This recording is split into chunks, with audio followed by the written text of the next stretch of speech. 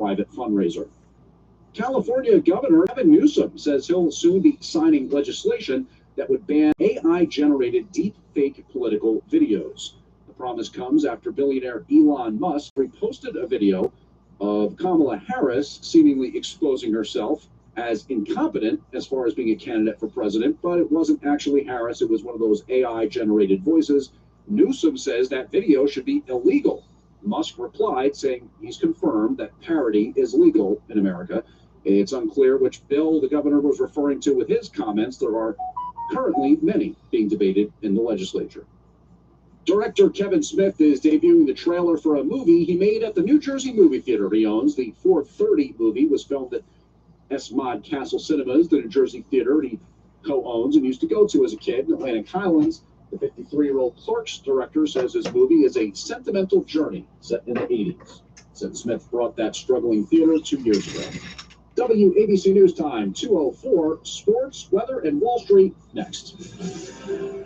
Get more in a new Mazda from Ramsey Mazda. More selection and more savings during the Mazda Find Out event. Lease a new 2024 Mazda CX-5 2.5S Select all-wheel drive, just $249 a month. The new 2024 Mazda CX-30 2.5S all-wheel drive, lease for just $199 a month. Or buy a new 2024 Mazda CX-5 or CX-30 and get 0% APR financing for 36 months. Get more savings, more selection, and now more award-winning service. Ramsey Mazda is the proud recipient of the 2023 President's Club Award and the 2023 Cars.com Consumer Satisfaction Award at Ramsey. Route 17 North in Ramsey, New Jersey. Choose wisely. Choose Ramsey Mazda. Call 888-885-2970 for lease details. Excludes tax, title, and registration. Zero security deposit. VIN number R0411934. MSRP $31,325. VIN number RM694903. MSRP $26,840. Ends 7/31/24. 77 WABC News. Integrity, honesty, professionalism. WABC. 77 WABC Chime Time 2:05. In sports, the Yankees are reportedly open to making more trades as the trade deadline approaches. Over the weekend, they acquired Jazz Chisholm from the Miami Marlins. Now, the word is the Bronx Bombers may be open to trading away starting pitcher Nestor Cortez. The Yankees start up a series with the Philadelphia Phillies. Why would they do that? The Mets Okay, I need to put a carpet here. Staten Island. I mean, some of the have the day off. They'll welcome in a vinyl thing here. Stormers tomorrow. Well, On Wall Street, traders are awaiting major tech earnings reports set to be posted later this week. Right now, stocks are mixed. The Dow down 7 points. And here's your forecast from the Ramsey Mazda Weather Center. hello, Estrella Garcia. I hope you're doing well. Overnight rain is possible. And let me fix my camera. Wow. Near 72. Rain in the forecast tomorrow. WABC News Time 2:06. Greg Kelly continues. 84 degrees, overcast skies in Midtown. I really need to pick up here. Anyway, after my next couple of days, I'll start picking up here. Greg Kelly Show. Alexa, stop. Yeah. And hello, my Ready DX. Hope you're doing well. So I posted a video a little while ago on the SH Data D-220. There was a promo code they sent me a couple of days ago, but you couldn't use it until today. So the promo code, this radio is listed at $15.98. However, with the promo code for the first week of the launch of this radio, you're going to get 40% off. 40% off. And it's in the video, but I got the promo code right here. It's the promo code right there. So I bought another one actually, because I want to give one to my son. Anyway, I have the yellow one. I have ordered the green one. So I ordered the green one because the green one reminded me of my first radio. The green color reminded me of my first radio that my first radio that I ever owned. It was a green transistor radio. Of course, it was not an SH Data, but the color. So I ordered one. I pre-ordered one from Amazon. I put the code in. It worked. So my price was $10.44. So $10.44. That's what so I went ahead and got the The other color is not gray, although in the box it looks gray. See, in the box, it's hard to tell here, but it looks like gunmetal gray, but it's not. It's actually black. So I have all three links. I have all three links, all three Amazon links on my description in the previous video, but I'm gonna put them here at the end of this stream. I will put the because each link goes to one. Like this, I don't think you have an option to pick the color. They're each a different link. So if you want the orange one, you got to click on the orange link. If you want the green one, you got to click on the green link. If you want the black one, then you got to click on that link. So, and I will do a review on it. But so far, I've been playing around with it. FM, it sounds good on FM. Medium wave, it does what it does on medium wave. Shortwave, though, shortwave is kind of tricky because with any of these small radios, especially indoor right now, I did hit shortwave. I did pick a shortwave on it. However, this antenna is not going to be swiveling around. Plus, the shortwave band is very, you can see, it's not 5.6 to 22 megahertz. Of course, when you're dealing with shortwave, you have to tune very, very slow because you'll blow by a station. You won't even know. That's the problem. That's the only thing with these radios that obviously, shortwave band is very wide. It's a lot of stations on shortwave. What I mean by that is very, with a radio like this, shortwave is very difficult to really. You have to really go slow through the band on shortwave. That's the only thing with these, type of radios. Like the D-219, it actually separated a couple of them. This one is only one shortwave band, so it's very, very. What's the word I'm trying to look for? Very tight. So you can just if you tune a little too fast, you might miss a station. That's what happened to me a couple of times. I'm not used to that. So I had to go real, real slow, and then I picked up a couple of stations. Okay, so just keep that in mind. This is more for like, I'll be honest, shortwave listener. Yeah, I'm not gonna buy the radio for that. I will get this radio more for like because I don't have a pocket radio, and something to take to the ball game or something like that. Something like that. Whatever. You don't want to take your better radios out to like a ball game or something. You take something like this, which is, with the discount, it's $10. And it's three colors. You have this one, you have the olive green or green, and then you have the black one. I thought it was gunmetal gray, but it's not that, it's black. I guess in the box, it looks like a gunmetal gray. It's hard to tell in the, let me see if I can put it up close. I mean, it might be black, but it kind of looks like a grayish. I thought it was like a gunmetal gray because, the CC Pocket, because the CC Pocket is like a gunmetal gray. And all the CC radios they have that grayish color, whatever. So I thought it was like that, but it's not. It's actually black. It's just the color. I guess it doesn't look black here. It looks more like a gray, like a charcoal gray or something like that. So anyway, it was, I put a note on it. So it's actually black. So yellow, green, and black. Okay.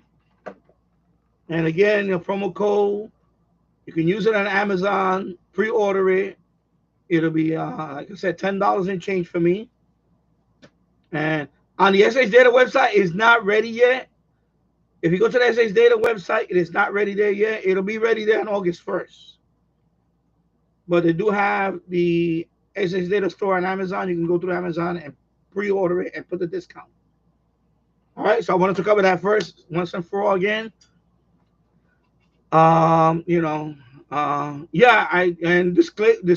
Disclaimer. Yes, if you go through my Amazon, I do get a small commission, but we're talking about nothing.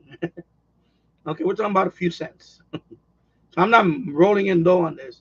It's just that I couldn't. When I made the review, I couldn't say the code because I didn't have the code. They just sent me the code 48 hours ago. So 48 hours ago, I did get the code in the email, and he said, please give this to your audience so they can get a discount. So they email me the code. I believe also SWLING blog, they have a code. They have the same code there too. I just saw that too. So, but I wanted to make the video on this here, and I got the Amazon links.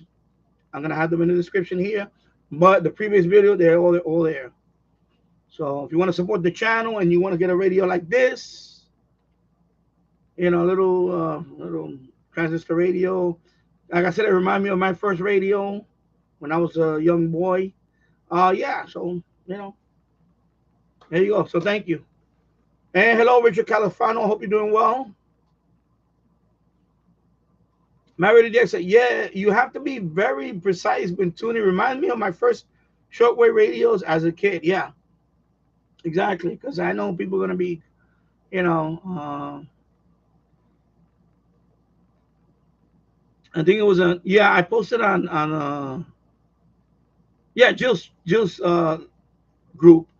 Somebody already commented, oh, you know, the shortwave is too. This is not going to be full coverage. Like, people don't understand that. It's not going to be full coverage. You're not going to get 1.8 kilohertz up to 30. You're not going to get that. It's a freaking $15 radio. Like, I'm waiting for the single sideband quotes. That's what I'm waiting for.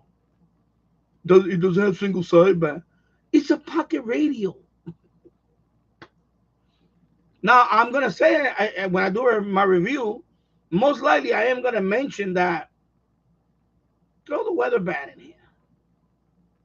They could have thrown the NOAA band in here.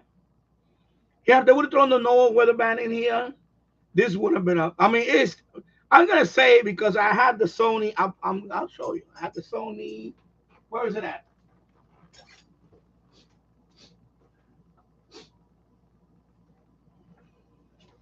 Here we go. And I need to bring the CC Pocket down, but I don't want to really compare the CC Pocket because the CC Pocket has a digital display. So that's why. So the only closest radio that I have to compare is these two. So this is a Sony ICF P26, AM FM, you know, 2 AA batteries. Although the antenna does swivel, it has a longer antenna. It's a nice little pocket radio. This is like $20, $20. You know, if you look, you know, you get a sale, maybe you get it under $20, around $20. Right? Don't get me wrong. I like the Sony radio. It's a nice little pocket radio. But this one, you know, you got shortwave. You know, it's a you know, the shortwave, and you know, it does have a kickstand. That one does not have a kickstand. And the only thing about this antenna, it doesn't swivel. But the FM reception was good. Even when I put the antenna down, I was still listening to FM. Okay, so, you know, and this is $15.98. But if you do the promo code, you can get it for $10 and change. And you have a pocket radio. You know, like we all have our radios, all these types of. We have our PL660, we have our SH Data D808, we have all these. But I didn't have a pocket radio until my first pocket radio was a CC Pocket. Now the CC Pocket is not a cheap radio. It's like $50 if you like. I got mine on eBay for like I forgot what it was. I think it was under $40. I got it on, and it was used. It was used. A CC Pocket brand new is not cheap. It's I think almost $70. The CC Pocket, the Secret CC Pocket. Now that one is AM, FM, and weather band, and it has a digital display though, and there's no external antenna. It has an internal antenna. And it's a nice little radio CC Pocket. I like this. I like my CC Pocket. But you know, and like I said, that one has weather band. This one has shortwave. At least some of the shortwave broadcast band. You know, some of the broadcast stations. Okay, so So, of course, I'm gonna suggest them that maybe on the next pocket radio, hey, why don't you throw a weather with a weather band? The air band wouldn't do justice on an analog tuning like this. Air band wouldn't do no justice, you know. Or make a USA version of this one with the weather right there. Of course, it's gonna cost a little more because you have to know weather, but you know, you could have done that. And then that would have directly, uh, well, not even because that's digital. That's a digital display. Same thing with the Sangean. There's a yellow Sangean radio that's more like this. I know T Radio 1972 has that model, but that one also has a digital display. So this one is not a digital display. Maybe they'll make a version of the tiny pocket like this with a digital display. That's probably, who knows what the next thing will be for that. But it's a nice little pocket radio. I ordered a green one, and I want to give one to my son. So I'm gonna give one to my son, and he wants the yellow one, he can have the yellow one. If he wants the green one, he wants the green. Because I bought him the what is it? The Studebaker a couple of years ago. But that's a little bigger. That's it looks like an old vintage radio type kitchen thing. And he used it a couple of times, and then he stopped using it. So I think this is nicer for him. He could put it right next to well, not too close to the computer, but he could just listen to stuff. And even if the antenna, for some reason he breaks the antenna, because my son, he's kind of prone to breaking stuff still. It's okay, it's after the discount, it's like $10 and change. So maybe later on I'll get a third one. I'll get the black one. I'll get all three. All right. And Tasso is not here right now, but Tasso, I got his postal address. He emailed me this morning. So I'm going to go ahead and pick out the radio that I want to send to him. I have to find a box. Although I'm not going to be able to ship it tomorrow because I have to be home for a couple of days. Because my wife is, she's going to work a couple of more days. I thought she was going to be off tomorrow, but so in that way I could walk to the post office. And so I'm going to have to wait a couple of more days, maybe even, I think 3 more days, and then I'll ship it out. Anyway, I'll let him know. I know he's not on right now, but there might be a little delay on that. Plus, I got to get a box for it. I have to get a box to put it in. And I think he'll be happy with his radio. I don't use the radio. Like I said, I give people a hint. I bought that radio because originally I lost a similar radio to that radio. And it turned out that the radio was, I had that. Let me put it this way: when I thought I lost that radio, I lost that radio. I thought I left it out there in the backyard, and somebody took it. And that's what I thought. Somebody sneaked in my yard and just took the radio. But that wasn't the case. A little over a year later, what happened was and if he could figure this out, then he's gonna know what radio I got him. I'm gonna send him. What happened was a year after that, it was in my camera case. All that time, I didn't bother to check my camera case, and there was my radio there. And that radio is one of my favorite radios. So if you guys know what my favorite radios are, then you're gonna kind of guess which radio he's gonna get. So I bought since around that time, since I thought I lost that radio, I bought a replacement. In other words, I bought a second one. And it's a similar model. It's not the exact model. Well, I gotta blow my nose. I'm sorry. It's not the exact model. It's a similar model, and it's a well-regarded radio. But I thought I had tissue in my pocket. So that's the radio I'm gonna send them. I think it's a good radio.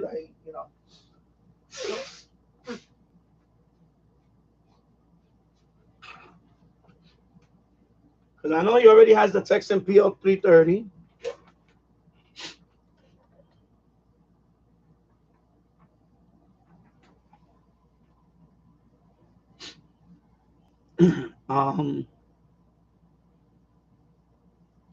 I know he has a PL330, which is a good radio. It's a very nice radio, and I think that radio is that out of the ones that he has, I think that's his best radio. Because yeah, it is his best. Overall radio. The PL330 is pretty good. Then I know he has a D-608, which is a weather radio, emergency radio. That's fine. And then I know he had a D-219, but he said he gave that to his nephew. He posted it here in the chat that he gave, so that, which is nice. Nice he gave it to his kid nephew. So I think this edition will be a nice addition to his collection. Because I'm not using that radio, and it's just sitting there, and he's been a member here for almost 6 months now. So I know I haven't made member-only content. It's just that I don't know what to, that's why I put the pricing very low. I think it's $2.99 a month for the, just to help out the channel. I think that's not much if you want to help out the channel, if you want to, So he's been, and he's subscribed to all my channels. I think you, Married to DX, is probably the closest one that subscribed to all my channels. Between you and him, that's it. I have a few channels, and I know not everybody signs up to all those channels, obviously. But I know, and so I gotta, at some point, even when I do the live stream on the, when I did the live stream on the Danny show, I know he was there. Danny Finance, he's been in the chat room. Although I haven't done those in a while, but, and you know what, that's loyalty. And so you know what, I'm glad to give him, any radio. I give him so I think he'll like that radio, and that's what I want to do. So I want to just show people, listen, don't think that because you're a member here, I'm not gonna appreciate it. I very much will appreciate every member, including you, my radio, sir. I don't know what to, I don't know how to thank you, but people like, you guys are the ones that really keep me motivated. I know I don't want to get gushy. But yeah, without you guys, I honestly, without you guys, I would have probably stopped making videos in this channel a while ago. Seriously. You guys is the one that keep me motivated to keep on doing this channel. Married so what do you think of the new Texan 2200X? From the videos I have seen, it looks disappointing. It seems to have a high background noise on AM and also SSB. In my opinion, it will be overpriced for what it. Yeah, I know, because I watched the ones that Jill's when he tunes on them. I noticed the background noise on them. I know I know that he's in a noisy environment, but I noticed that it's kind of noisy. It didn't wow me yet. The stuff that he picks up is what my radio picked up. Any radio picks up. Like I could have put my Qdosin. Well, that one doesn't have single side. SH Data D808. I could put the SH Data D808, and the station that he picked up, I could pick them up with the D808. And the D808 is, if you with the discounts, you can get under under $70. But $600, that's a lot of money. That's a lot of money. And they're basically selling you the same case of the satellite, Eton Satellite 750. And that, the case, is it is a nice little sexy looking radio. The Satellite 750, yeah, that one has more bells and whistles. I noticed that he was playing with the bandwidth. You could bring it, or you could bring it all the way down to 1. So that radio is what they should have done with the 750. That's what I'm saying. So, but my thing is, at $600, that's too high of a price point. I'm sorry, that's way too high.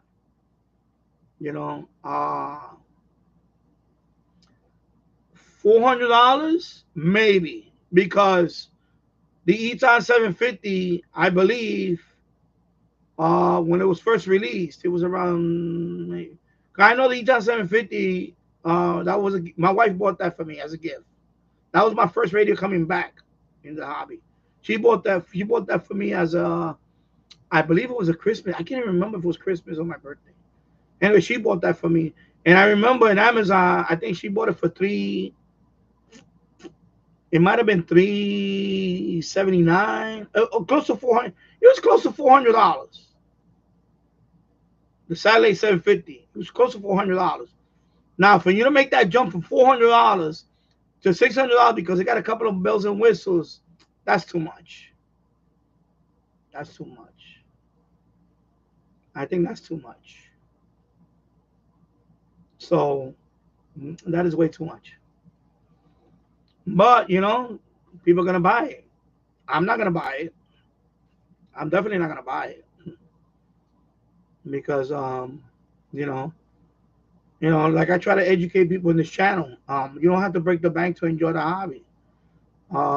You know, yeah, I bought a transceiver. That's my choice. I bought that transceiver. Now, that transceiver is a good transceiver for the price that I'm getting. You know, I did my research. I'm not going to drop $2,000 on a transceiver that just because, you know, we got a bigger display and it got, no, you know, that transceiver is well regarded, you know. If Texan want to send me one, I can play around with it. That's fine because my environment maybe is a little more quieter, especially in the evening outside the yard. But right now, from what I've seen, it's not blowing me away. He's not blowing me away. You know? Yeah, exactly. I got to cut down on some radios on my own. Now that I got the FT991, that's another mobile that I bought, that I unboxed, and I haven't even set it up. It's right here. Now I don't know what I'm going to do with that one. Although I know what I'm going to do with that one. That one. That one has a mod that I can turn into GMRS. So that's what I'm going to do with this one. I'm going to turn this one into. I just said I was going to do that anyway.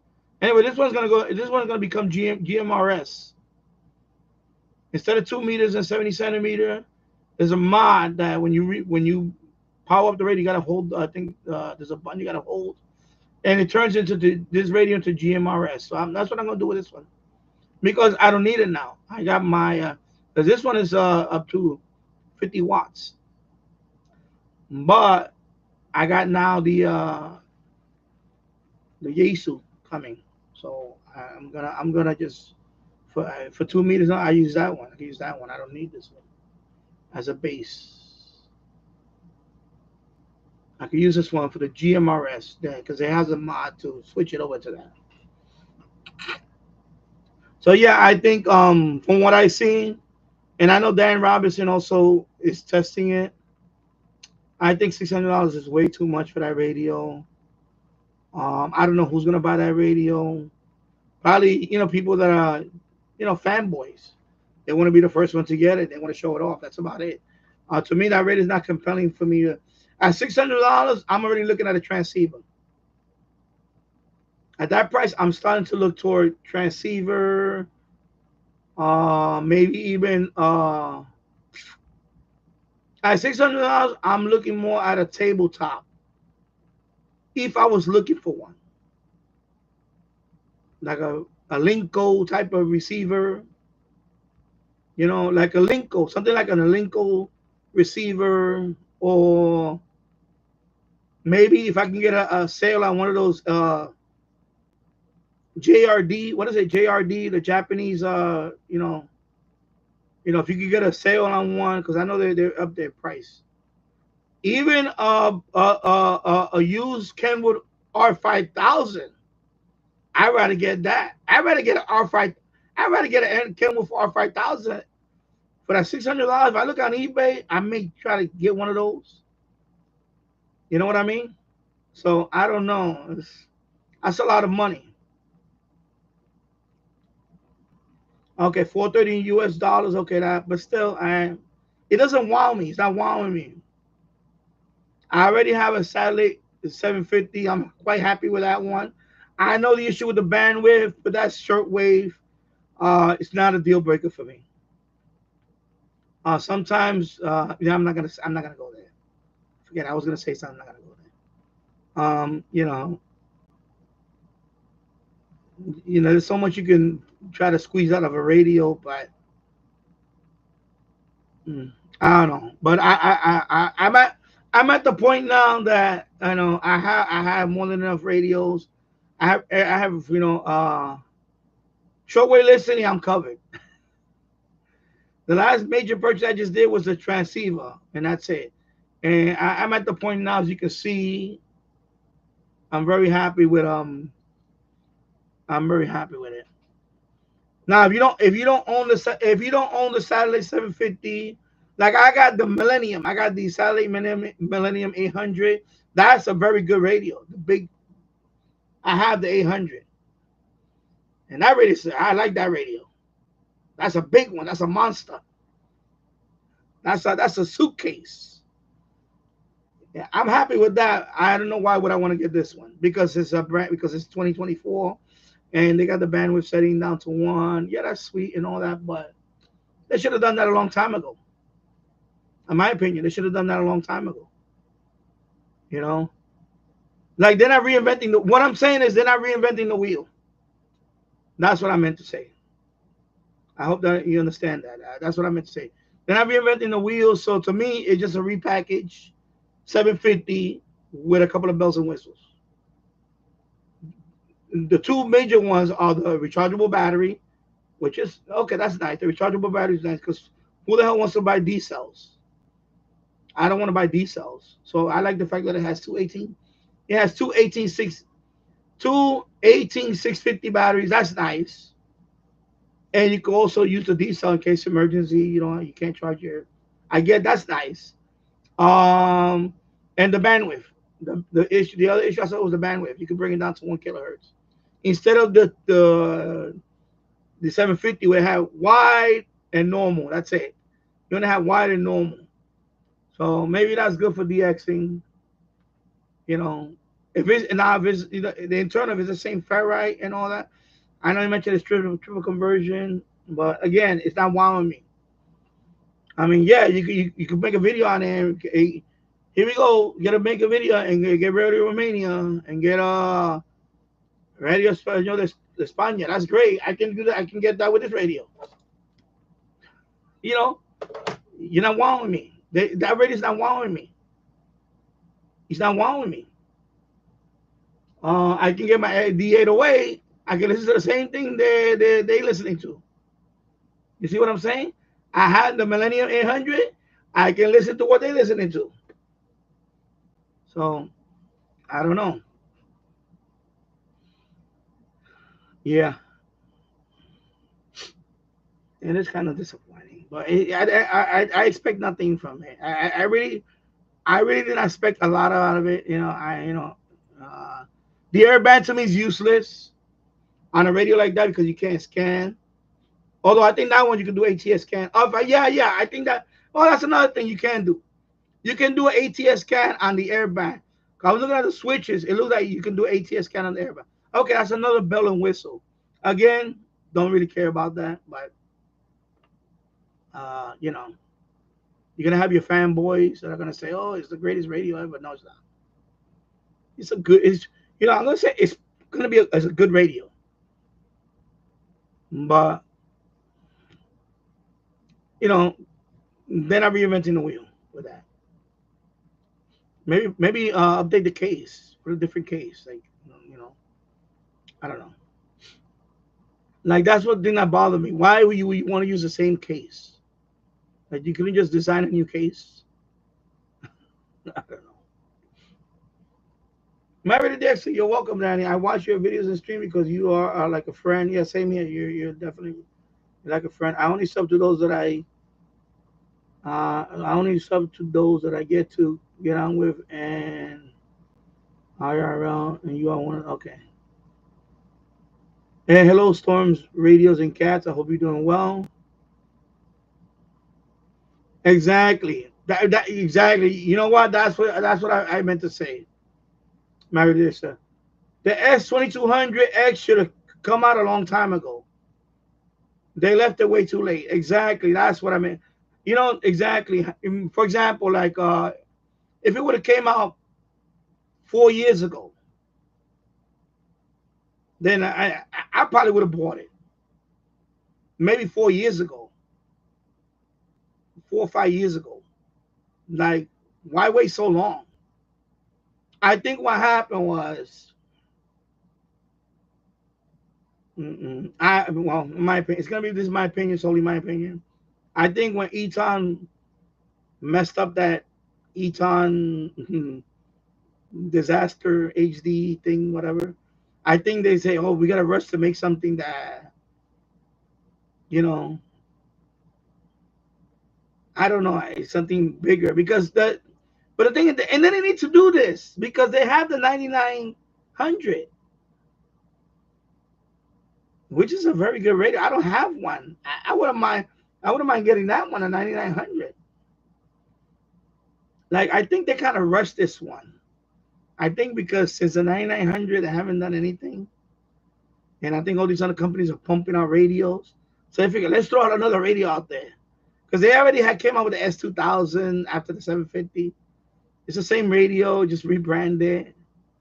I don't know. Like I said, they didn't reinvent. I mean, yeah, I had a couple of bells and whistles, but I noticed that you know, when I hear the reception of it, they all sound. You can hear too much static. I don't know. I just, you know, some of them, it just didn't wow me. It's not wowing me. You know, reception videos are great, but it doesn't wow me. It's just pick up something that, you know, like for example, the Q-Dosen. I picked up stations on that one that I couldn't pick up on my D-808. That's when I could say, okay, this radio is clearly more sensitive than this radio. Something like that. Like, that radio could pick up these signals better than this radio. You know? Yeah, it has a few filters on it. That's great. The bandwidth filters, that's great. But it's too late for that. A lot of radios already done that. As a matter of fact, the D-808 was one of the first radios to, if I remember, I could be wrong. I think the PO990 and the, but anyway, the D-808 was one of the first radios that was sub $100 radios that you could bring the bandwidth down to 1 kilohertz. That I remember. I think that was my first radio that I could bring down the bandwidth to 1 kilohertz. And that was sub $100 radio. And 4 or 5 years later, now they're coming out with this big radio that can do the same. You know, like, I don't know. Like I said, I reached out to them. They want to send me one. They can send me one, but I'm not going to hold my breath on it. Because it's not going to blow me away. It's not going to wow me. It's basically rebranded 750 with a bunch of, with about 3 or 4 bells and whistles added to it.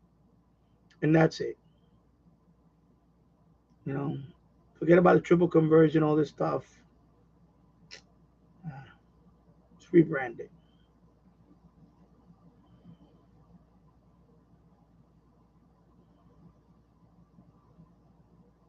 Let me go back up here. Excuse me. Let me drink some water.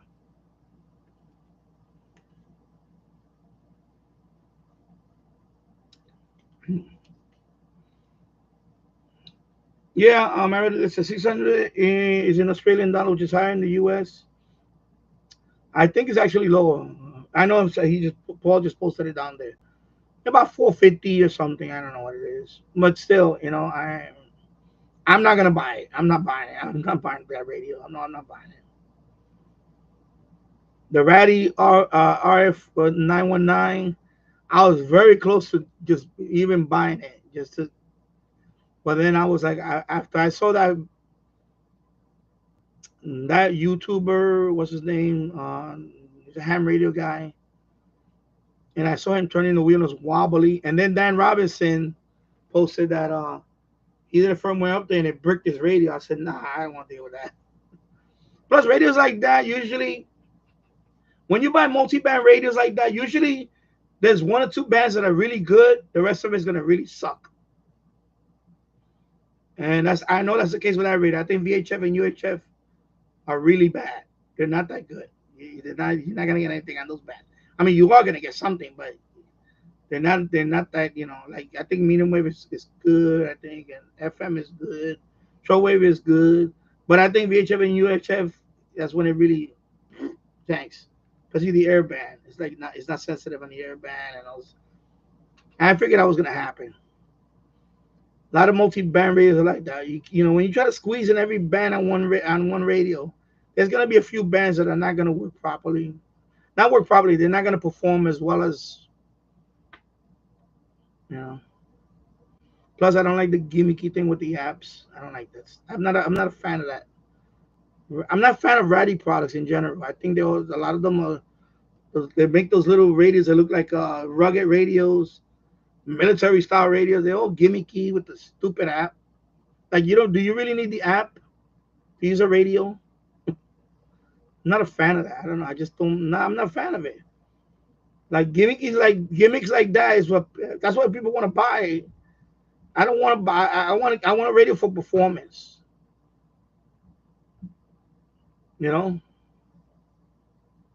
The radio that Tasso's getting is a top performer. Gonna leave it at that. No bells and whistles. A top performer.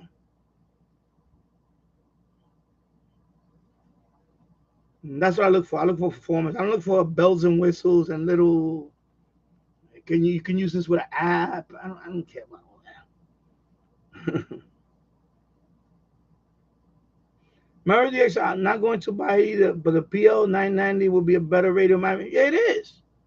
I think the 990, I'm not gonna buy one, but if again, they want to send me one, but the 990 seems to be, from what I've seen, all the reviews on the 990 is keen.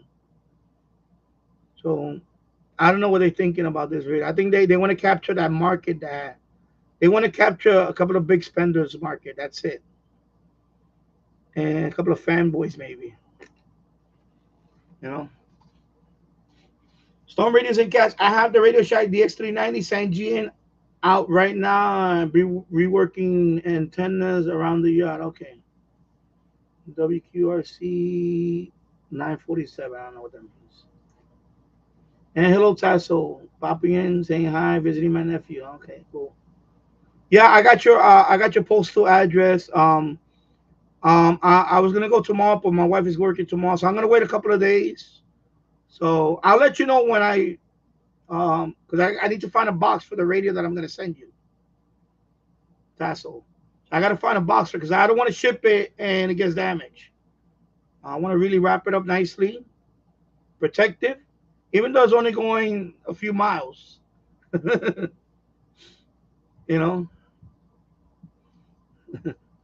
want to send it.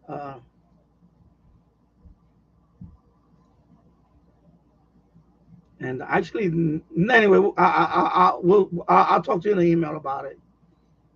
Actually, I'm thinking I have an idea, but let me see. Yeah,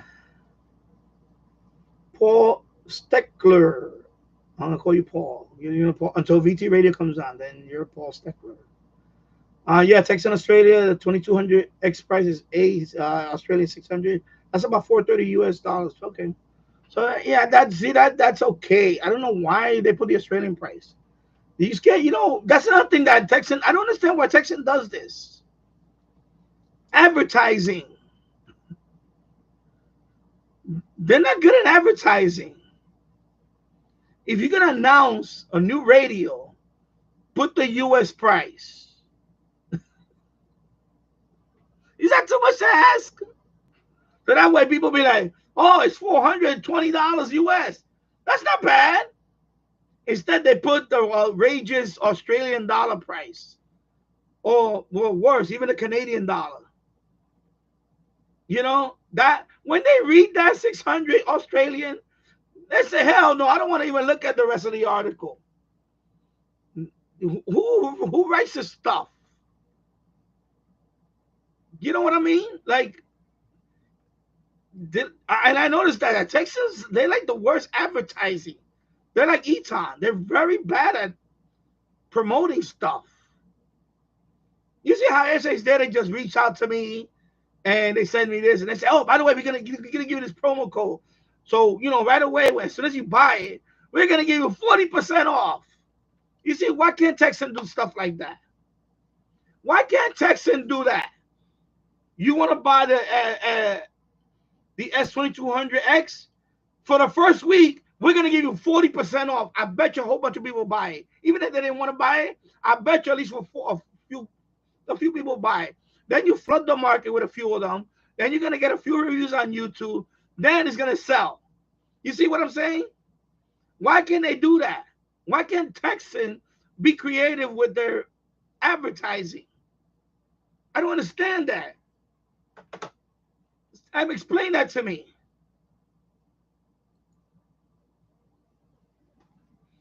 You know?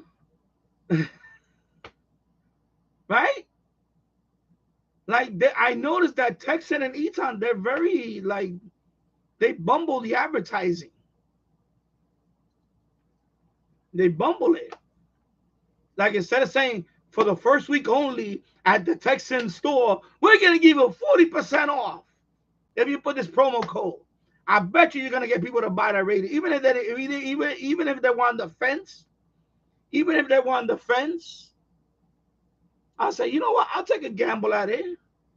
40% off, what? $420? What? I'll get it for about $360, $350. I could part with $350 for a radio like that. You know what I mean? Yeah, I've been there many times, Tasso. I know the city well. Yeah, so I'm telling you, why can't Texas be creative like that? I don't understand that. I think you would have got more people initially excited about it, at least for the discounted price, and then those people. Then you have at least a few people, not only a couple of YouTubers, then you have more people buying initially that radio, and you're probably going to have more videos and opinions out there, and then it'll steamroll, then people buy the radio, you know? But instead, you don't do that. You don't offer discount. You don't offer things like that. And that's why I have a, you know, and plus, you know, like people like me, they didn't reach out to me. I contacted him and reached out to me at all. So, meanwhile, you know, and I don't understand that either. That's not that I understand. Not that I'm tooting my horn, boop, boop, you know, but come on, you know, I got subs. I do a live stream. They're sending this radio out to. I'm not bashing anybody. I'm sorry. You're sending out to radios to channels that I don't know. I never heard of these channels. And I'm not knocking any of them. You know, kudos to them. Good for you. You got it. But you're gonna send this some of these channels. I never heard of them. You know, they're not getting the. You know, they don't have the subscriber base that I have, the social media base that I have right now. And you're sending them to them, and you don't even, they don't understand their thinking. Like, I don't understand that. I don't understand that, you know?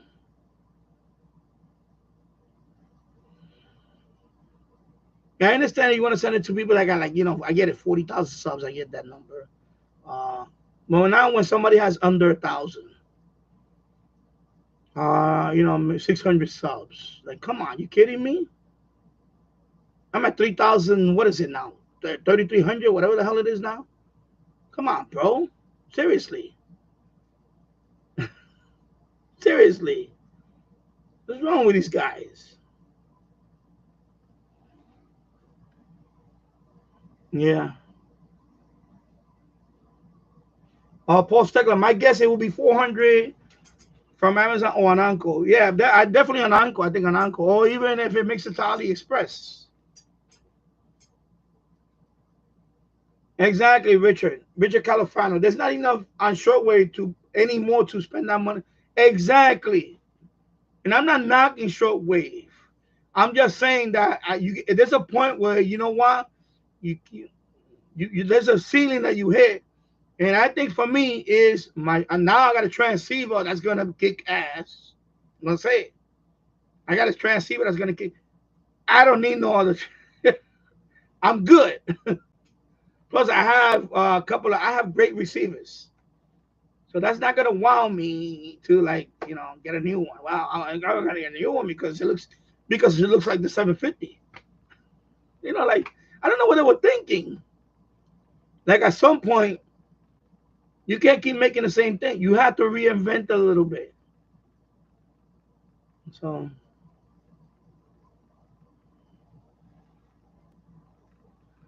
Yeah.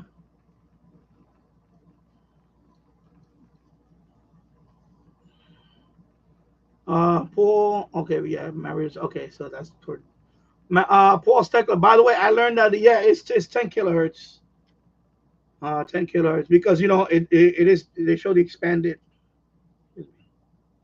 medium wave as you can see 52 520 up to this freaking thing. Come on, bro. Seriously, come on. You're killing me here, bro. Oh my god.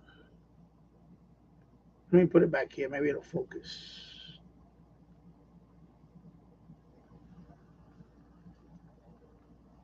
Anyway, 520 up to 1730. So, of course, the band is already set for the US. It's actually beyond that, 1730. So, now if it would have said 1620, like the D-220, remember the D-219, excuse me. Remember the first one was 520 up to 1620. You're not right there, it's not USA. Or, yeah, USA. Then they came out with a USA version. It was 520 all the way up to 1710. So this one is up to 1730.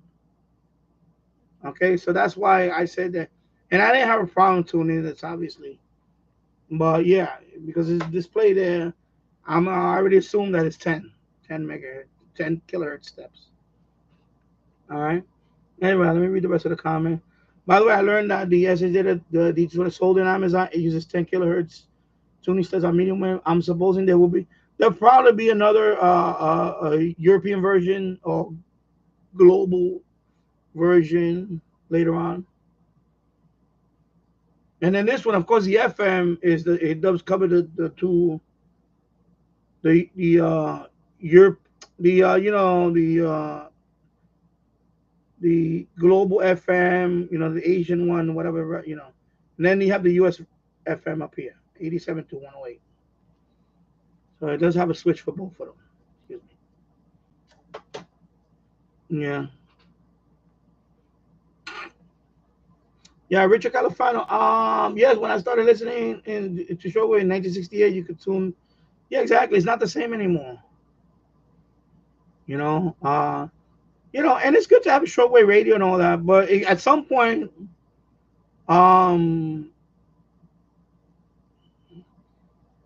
you can only make the yeah. I guess in their defense, they did upgrade the 750. That's what I'm gonna call it. I'm gonna call it the 750. They did upgrade the 750, so it's a 750 upgraded. And that's it. But I already have a 750. I like my 750. I also have the Eton, the Grundig Satellite 800. I'm very happy with that one too. So I don't know why would I want to get this one. And the 800 is a pretty good radio. It is bigger. It's a monster radio.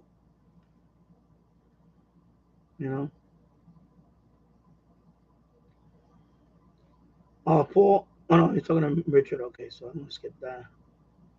Tasso on SSB, the Texan PL330 bandwidth goes down to 0. Yeah, okay. So yeah, see, that's pretty good. And that's a small, Tasso, probably after that radio you just mentioned. Yeah, you're right. Very little noise at all. Yeah, Richard Califano. Yeah, shortwave means so much more to me since I lived through those golden days. Yeah.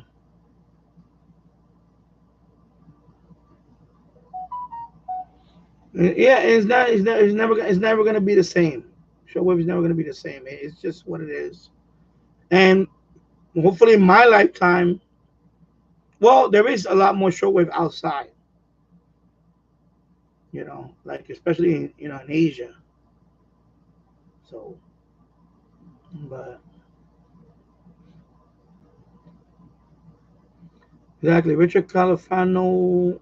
What are you talking about? Okay, this comment. Okay, Danny, thank you. All right, Tasso, you're welcome. Richard Califano. Even with everything going on in the world, shortwave will not come back the way. Yeah, it's never gonna be the way it was.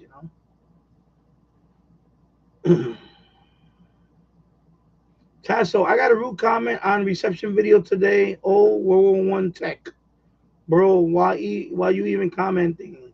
And the same person leaves a second comment saying, "Good, I don't understand people." First of all, he's an idiot. People. I'm gonna point to one video that I like. I like the commentary that he made. Fred in the Shed made a video on the. He I guess he just bought the essays did a D608, right? So I watched it last night. I saw the Fred in the Shed. There's a channel called Fred in the Shed. He's from the UK. So Fred in the Shed made a video on the essays D608. I guess he just bought it. Of course, NOAA doesn't work in the European country, but he explained the fact that it's a little emergency radio that you can crank it, has solar in it. And he mentioned something that, I'll give you a nudge. I'll give you a rundown of the first thing he said. And he said he recently had a power outage for like a few hours. I think it was like 9 hours or 8 hours. I forget what number it was. It was a few hours. So of course he noticed right away that people were outside. Where's my phone? Like I keep saying, remember I keep saying that about Hurricane Maria?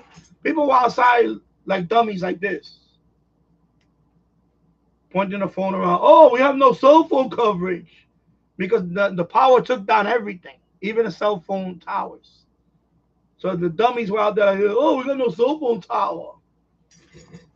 So you know who looks like the genius at that point? You, Tasso, me. You know why? Because I could turn on any radio and find out what's going on. I could find out what's going on. While these dummies are out there with their phone, walking around like dummies, like zombies, hoping that the signal fall from the sky and they get something on their phone, like dummies. Like the dummies they are. That's that guy. Because all you need is a natural disaster or power outage. I had a power outage here a couple of years ago, 3 years ago. It was no, it's going out to 4 years. Excuse me. For 4 days we didn't have no power here. Almost 4 days. It was I think tropical storm Isaias came all the way up here. It was 4 summers ago, I believe. Or yeah, I think it was 4 summers ago. And we had no power for like almost 4 days.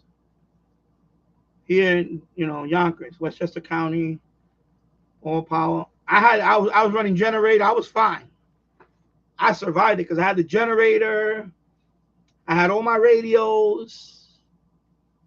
I was okay. We were doing good. I had gasoline. Every so often I would go to the gas station and get a couple of gallons of gas just for the generator. I had a plan. I didn't lose none of my food. My generator had the refrigerators going. Of course, we didn't have no AC. We couldn't put the AC because that would have sucked up a lot. That would have really messed up the generator. Too much amperage. But we had fans. At night, I shut off the generator. I let the cool air open the window. I had let the cool air. At night, we had candlelight. I was DXing at night. I was DXing.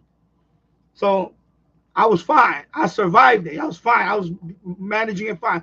You see all these people out there walking around looking at the trying to get a signal like dummies, like the dummies they are, and they don't understand that. Even that World War One tech is that, you know what? One day you're gonna have to go back to that when there's no power. When there's no power, and you're gonna look like a fool. You're the one that's gonna knock on my door. Oh, my phone is dead.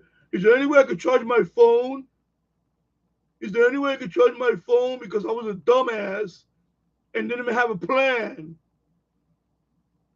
Because they think that people like us were kooks, that we stockpile, toilet paper and all this stuff. People are very ignorant and stupid. I have to say it. And that's that guy. He's a stupid, ignorant, dumbass. Stupid. Yeah, Jimmy, I'm gonna look into that too. A solar generator. That's another one I want to look into. Because I want to have redundancy. Yeah, exactly, Richard. This country will go into a complete meltdown if we didn't have no internet service. Well, you wrote panic, but I'm going to say meltdown. Yeah.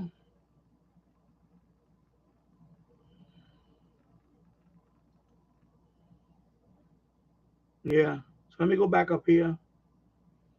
So that's why, when people post stuff like that, I just laugh at. I leave the post up. I'll let people chime in on them and have have fun with them, because they're stupid. They don't understand that.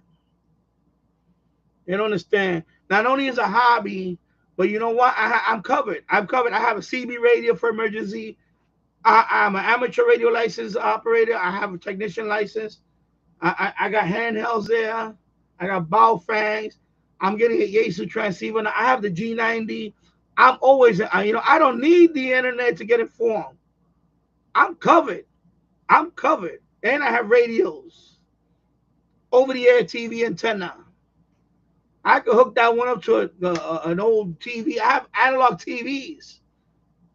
I have a couple of analog TVs there, if anything. But, I have TV. I'm informed. But you got these dummies out there, they're going to leave a stupid comment like that. A dummy. You're going to say straight up dummy. Put that guy in the middle of the woods, he can't survive. Guy like that, put him out there in the middle of the woods, he can't survive. He won't survive. Probably doesn't know how to make a little fire. He doesn't know how to make a little fire. Anything. Common sense. Just even basic common sense, this guy doesn't have it. And that's what you do. And unfortunately, a lot of people in this country are that way. They rely too much on government to help them out. Yeah, I don't understand. Well, you don't have to understand them. Don't try to understand them. Believe me, Chelsea, you don't want to understand. You don't even try to understand them. Some people are just clueless. They're lost. They're followers. All they do is follow. They follow Kim Kardashian. They follow stupid people, celebrities that never got famous for doing nothing, like the Hot Tour girl, Hot Tour slut, whatever. I don't care. People want to say, you shouldn't say that. No, you got your fame for because of a drunken rant, and people follow people like that. And when people follow like that, that's all you got to say about that person. When a person follows someone like that, the lowest common denominator, that's basically an uninformed person. And unfortunately, those people actually vote. And that's why this country is going down. I hate to say it, it's really going down the direction it's going down to. Yeah. Tasso, have you ever been to my area? That story? Yeah, I've been there. I've been there quite a few times. I was around there a couple of years ago. I went there for a job interview for the Long Island City Rail Yard. It was for Amtrak. It was a contracting job to work with Amtrak. But I didn't take the job. I after they made the offer, it was the hours that I didn't like, and I said no, I'm not interested. It was okay money, but I like the fact that they passed me over a few years before that, a couple of years before that, not a couple of years, a year and a half before that, they had passed me over for some other person. And when I went back, they were offering a particular job, and anyway, long story short, I just said no, I'm not interested. Because the commute would have been ridiculous from here to Astoria on the subway and buses. We're talking about 2 hours at least. So yeah, I said no, thank you. I just wanted to hit them out and then make me an offer. And then, now yeah, that would have made me a bigger offer. I probably would have just relocated temporarily. I would have rented a room in the city just for work and then come home on my days off.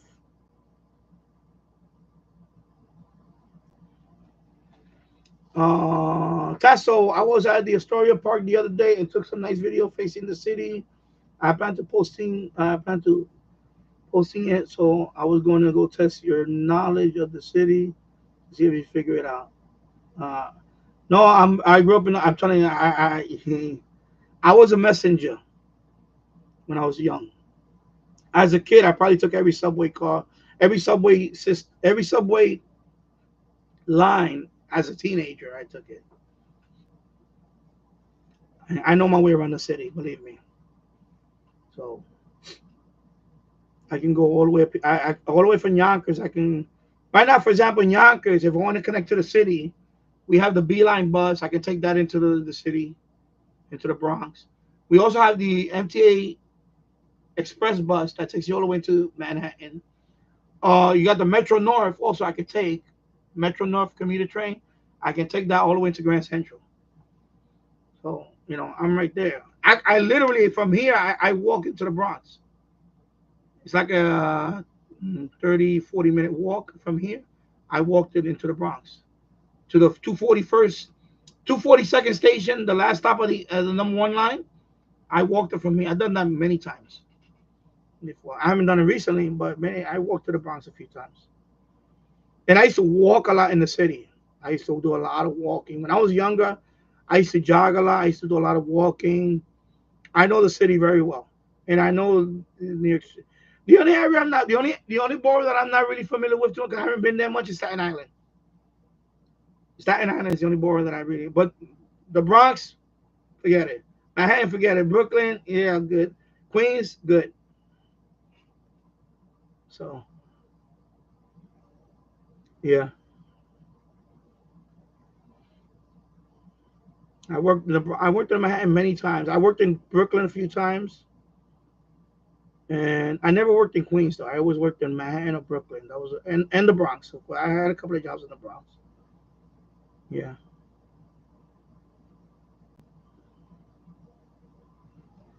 Meredith Dick said they would rather send to clueless channels that act as a sponsor. I know. I don't understand that. No, because I noticed that there's a couple of channels that. And there's one in particular that I like his channel, and he has over 1,000. I like his channel, so I'm not knocking, and good, But my thing is, I live stream. I have about 30. You said 34. Okay, 3,400. Okay, 3,400. Not 3,400. Come on, bro. And then I live stream, and I have over 800 videos. I've done reviews. Like my title of my channel says Shortwave. You would think, man, this guy got an audience. Let's go. You know what I mean? Like, I don't understand that. And then they should see my social media. Oh, he has Instagram. Because, they don't understand that I when I post a video, I also post it on X. I got 2,800 on X or Twitter. Facebook. I got a Facebook group. I got a Facebook like page that has over 800 and something. And I can post it on other Facebook groups that I'm in. Like, they don't understand the potential of it gets out there. Like, I don't understand who does these decisions? That's why SS Data is doing it right. You know, and they have their own channel on YouTube, by the way. SS Data has their own group on Facebook, and they have their own channel on YouTube, which is, you know, I know Texan I think has that too, but I don't see them. I don't see them. I can see SS Data channel. I see they already have over 1,000 people on their channel. You know, I don't understand that anyway.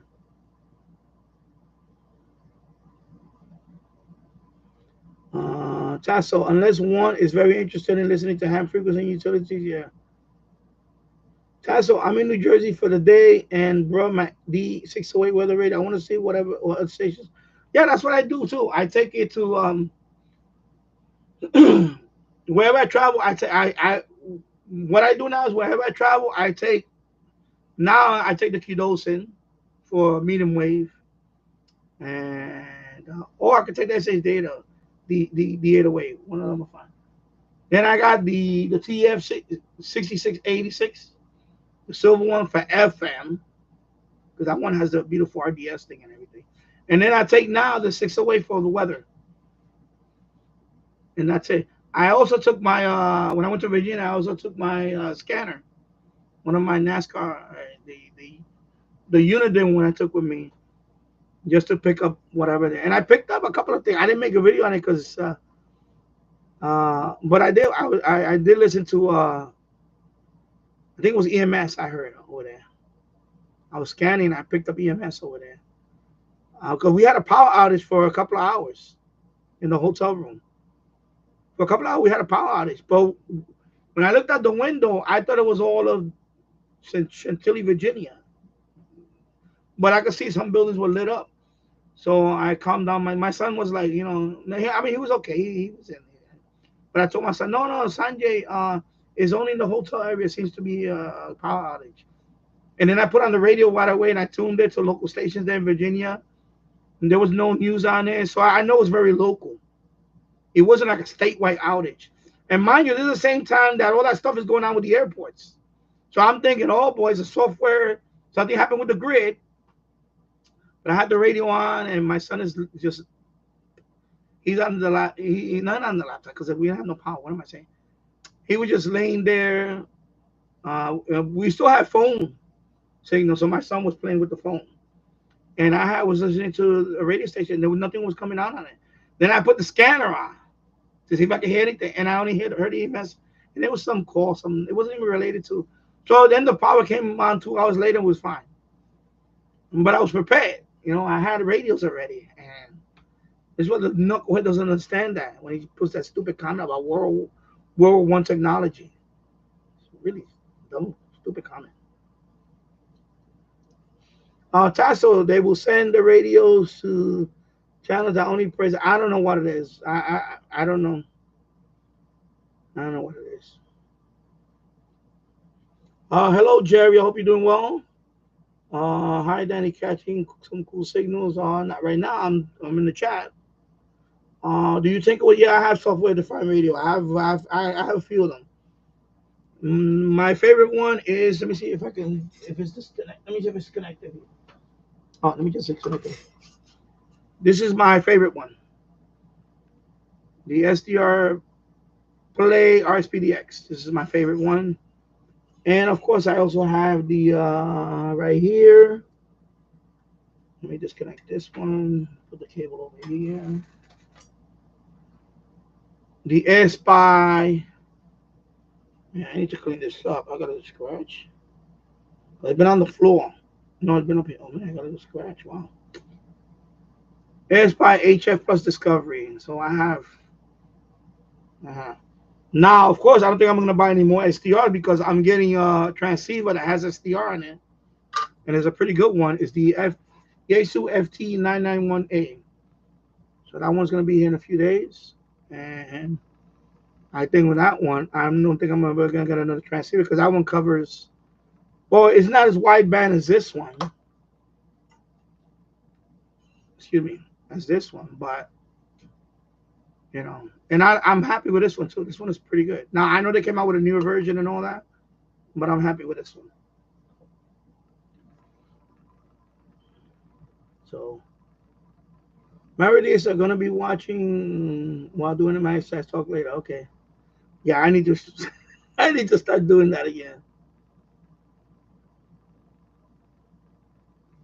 Tasso, the guy with the yellow radio is the genius. Yeah, exactly. So Fred Neshed said that. And he said those are the, people like to criticize those people. Like, oh, they're kooks. They're, now in my case, do I have a stockpile of food? I have a pantry right here in the basement. I do have a stockpile of food. I know people say like canned beans and all that. Yeah, I do have that stuff. I do have a stockpile of food and I rotate it. Just in case. Remember what happened with COVID, people? Remember the whole lockdown nonsense? Remember when people were buying up toilet tissue? I have a little stockpile. I also have a lot of medical stuff that my wife brings home from her job every so often. Like when people didn't have masks, I have a stockpile of masks. We always had a stockpile of masks, latex gloves. We had that for years because my wife always brings that from her job. So I would put them away because I use them too when I work when I do alcohol cleaning. I don't clean with my bare hands because alcohol can really dry up your skin. I put latex gloves and then I wipe down my radios and things like that. So we always had that. So in this house, during that whole COVID thing, we was good. We was good. We had masks. The only mask that we had to get later on is for my son, the little ones. So on eBay, I ordered the little, and then we didn't go much. We didn't go out much. I mean, we didn't go like traveling, that is. But you got people out there that was stockpiling toilet tissue and didn't have water. I got jugs of water sitting there. I stockpile water. My mother used to do that I used to ask her all the time, why you do that? She said, no, you never know. She would always tell me that. You never know. And it happened to us as kids. We didn't have no running water in Puerto Rico. They shut off our water because the water bill was too high. My mother couldn't afford it, and they shut off our water. It's crazy. I tell you, I've been there. I've been there in poverty, people. Don't think that, when you have no running water in your house, that's some serious stuff, man. You got to go find a way to, and thankfully we had a neighbor that would just let us, fill up buckets and it was crazy. Yeah. So the guy with the radio is the genius, exactly, and has access to the news, exactly, Tassel. And hello, Glenn Dassler. Hope you're doing well. Jim's radio check. Let me go back up here. Sorry, let me go back up here. I missed it. All right, hey, Jim. I already read that. Okay, well, I'll read it again because I'm looking into solar generator.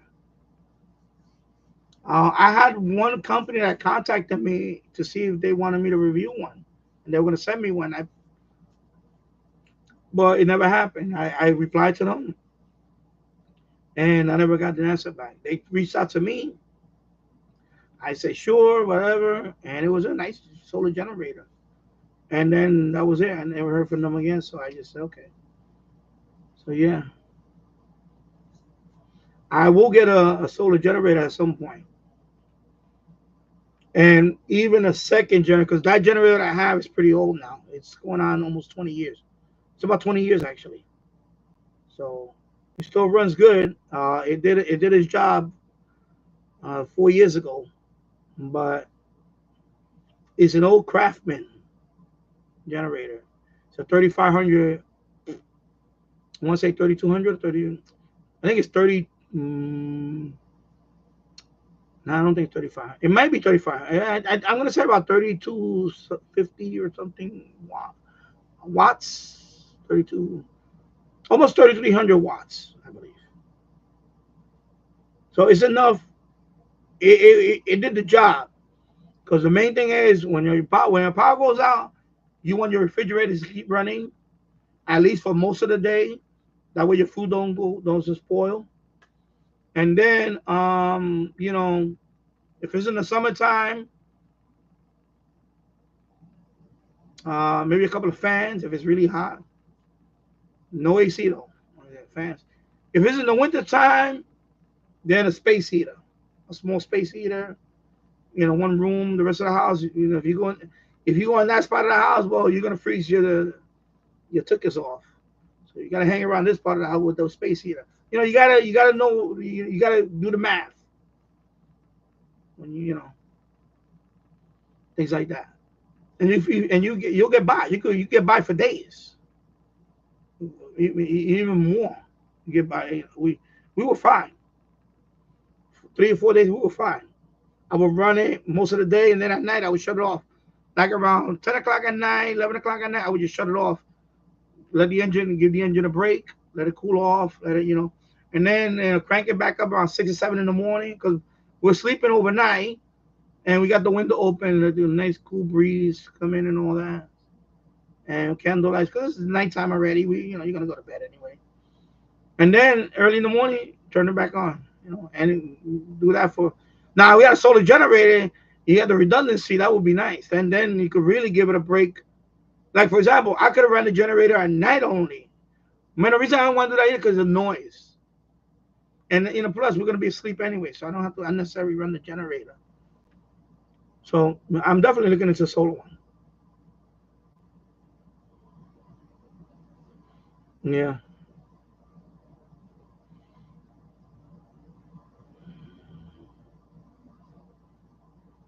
Yeah. And then, of course, there is advantages about it. Of course, you don't need gas. Because solar generator, what it does is, you know, of course, you get its power from the sun and solar generator, and it has batteries, and it stores the, there's battery storage in there, and depending on which one you buy, you know, that lasts for a long time, the storage, and then of course during the daytime, it goes back into charging mode. You know, you're charging, and then you replenish, and that's good. And you know, I know they're very heavy, and I'll look into one. Actually, I should look into one. You know, you remind me now. I'm gonna look into one probably, you know, soon because I would like to purchase one. And which model you have? If you could post it here, maybe I'll go look at that one too. I don't know, Jim. If you could post the model that you have here, maybe I'll take a look at that one too. Because I always wanted to, and I talked to my wife about it. I said, you know, we need to get a solar one for redundancy. You know, gas power one is nice, but sometimes, you know, especially when the shit hit the fan, I hate to say it, there you go, PG rating out the window. You can't get gas. Then what happens? Then the generator is useless without gasoline or mechanical failure of some sort. And my generator is 20 years old now, so I need to. I do plan to get a second generator, gas one, and kind of not retire this one, keep this one as a backup in case this one fails. You always gotta have redundancy, because you know people, hey, it's never gonna happen. It does happen. You know, I'm 50. I'm gonna be 58 years old. I lived through several blackouts. 1977, New York City. Then again in what year was it? I forgot the other one. We had a blackout for around the same time, 24 hours. Then we have one around 2000. I forgot what was the other one. It was the same thing, about 24 hours or so. So we had a couple of them. And then, of course, up here in Yonkers, Westchester County, this is the longest one I ever had, almost 4 days. So you're always going to have a situation where you're going to have a power outage.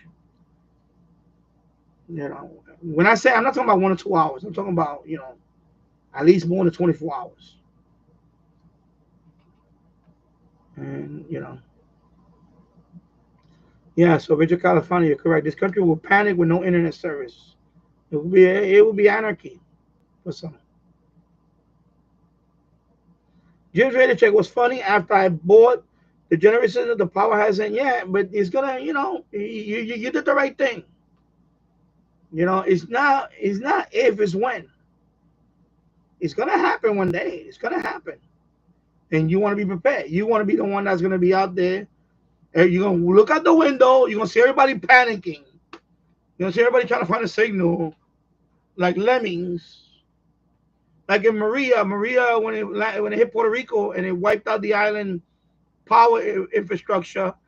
And you saw, I never forget that image. People are climbing on top of a car, and there's because it's mountainous. Some parts of Puerto Rico is very mountainous, and you can see a cell phone tower up in the mountain, and you see people pointing at the tower like, "I'm trying to get a squeeze of that signal, please God."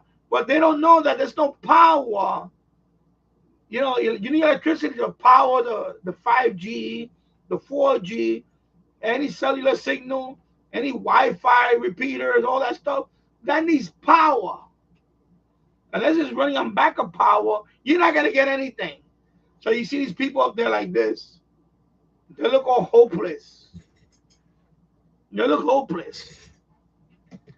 Wow, of course, I could crank up my radio if I didn't have power, and I could listen to the local what's going on. I'd be more than well informed. Of course, amateur radio operator, I can just get on my radio and talk to somebody miles away and say, hey, I'll tell you what's going on over here. We got a line of communication going. What are you going to do, mister? I'm looking at the sky with my phone. You see? And that's when you look like a genius. I mean, we are geniuses here anyway. We're all geniuses here. I have the smartest subscribers and the smartest audience. We're very smart people here. And unfortunately, these dummies that make comments like that, they don't understand that. They're the ones that is going to look like fools when that happens.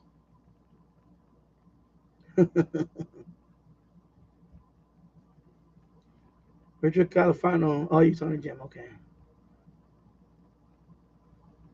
Tess, I was going to comment. No, this is what, but I wouldn't comment on that. I would just now if he's very vulgar and stupid, then you want to report him and block him, report him. You could do that. Me, I just leave it there, let somebody else. I don't got time for that anyway.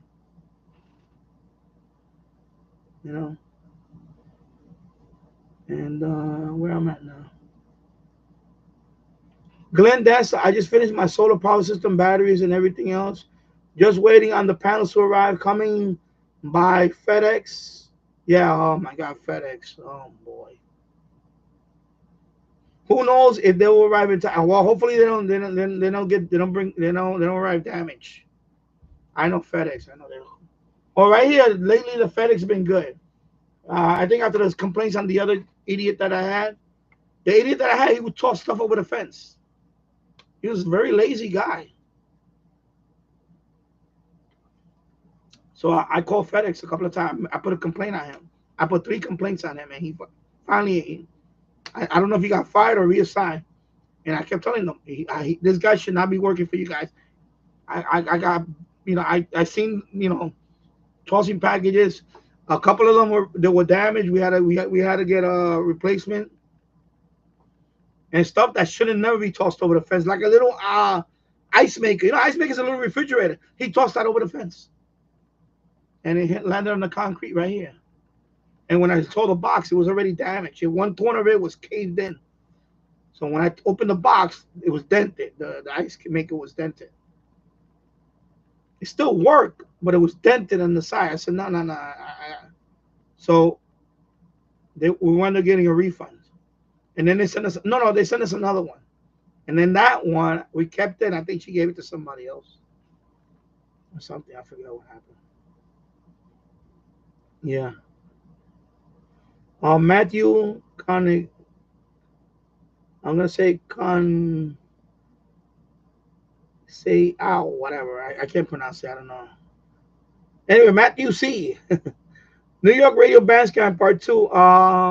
Maybe I'll do a New York Bandscan. I could do that. I could do one with the TEF because you know what? Well, I did one on live. I did one on live, so I don't know. It's not gonna be much different unless I get a DX. Richard Califano, how do people run out of gasoline when driving their car? Don't my wife.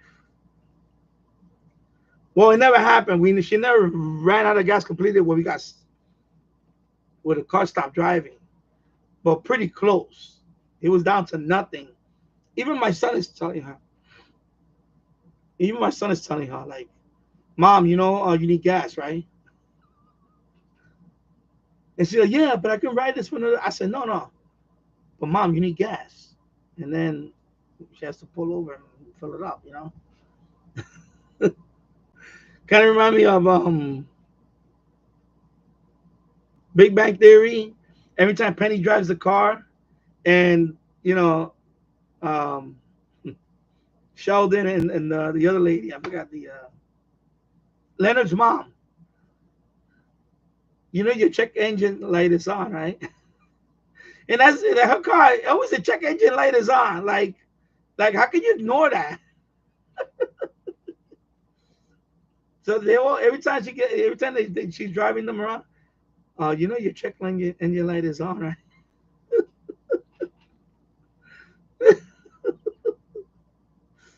Oh my God, check engine light is on. Yeah, exactly. Anyway, you answering to Richard? Yeah. So let me see what happened. Did I see the message twice? No, it's the same message. Let me go back up here. I'm sorry.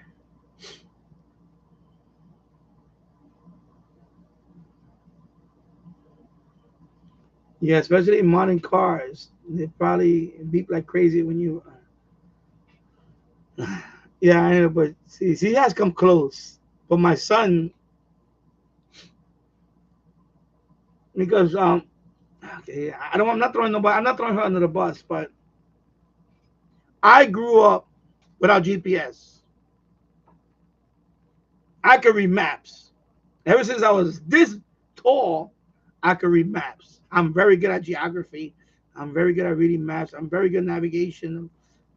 You don't need GPS. If you're driving and I'm sitting next to you, you don't need GPS. I'll tell you where to go. I'm that good. I'm gonna say I'm that good with directions. My wife, no. She's totally dependent on GPS. So there was I think it was last year. I think it was last year. We were in the middle of Ohio. Nothing but farm area in this part of Ohio. Nothing but cornfields for miles.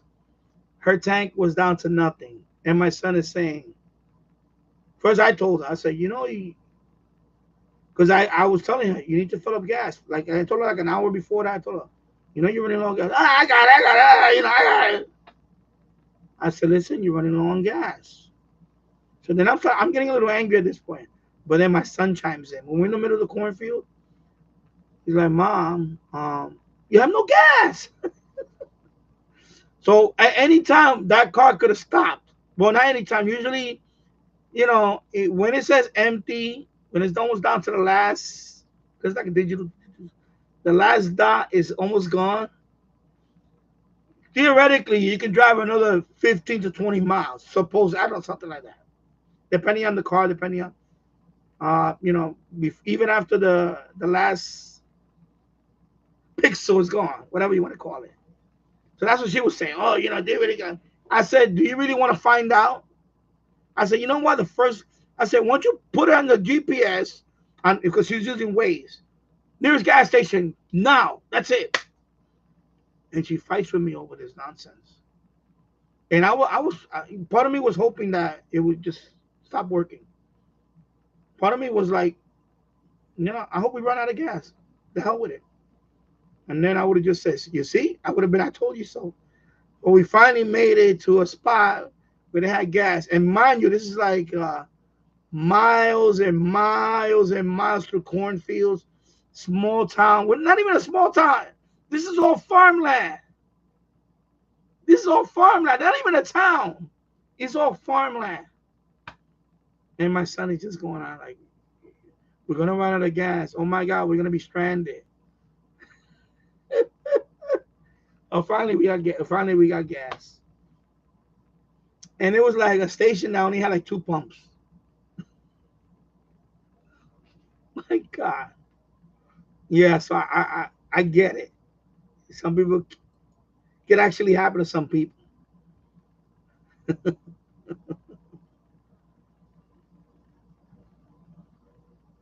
Yeah, check engine. Like say check wallet. Yeah.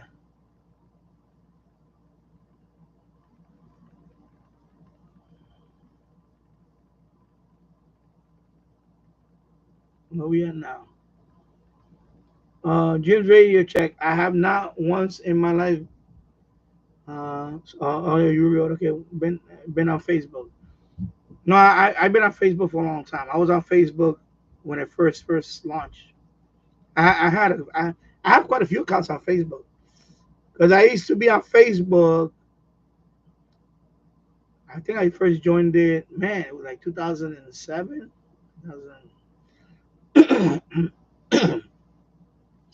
I used to play a lot of social media games because I came over from Facebook. I had came over from MySpace because I had MySpace. That was my first big social media platform was MySpace. I had a few MySpace accounts. I used to play games there, like social media games like Mafia Wars, Mobsters, Overdrive, uh, Space Wars. I forgot a whole bunch of that. You have to make friends with other people, and you have to bigger. That's how you build a clan, a bigger clan. You got to make friends with other people on MySpace, and then they join you in the game, and then you're bigger, and then you could, you know. So, I had MySpace. I had like 20,000 people on MySpace. I had like big, I have some that had like a few thousand, and then MySpace started when Facebook took off. Then I got on Facebook. Then on Facebook, I think I had maybe almost 15 accounts, maybe closer to 20.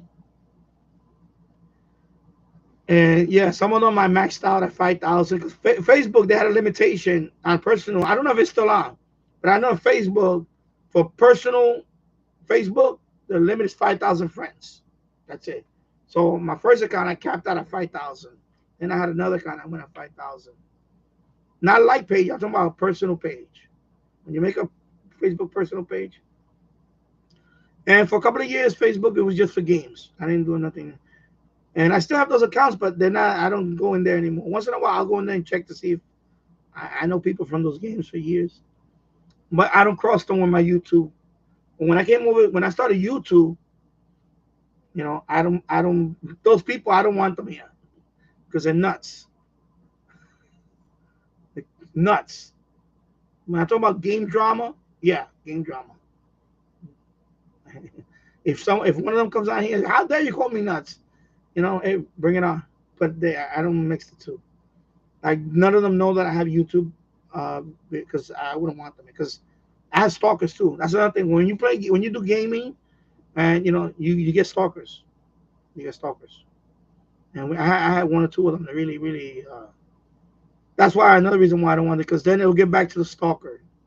And they'll come over here and start messing with me over here, and because some people are just nuts.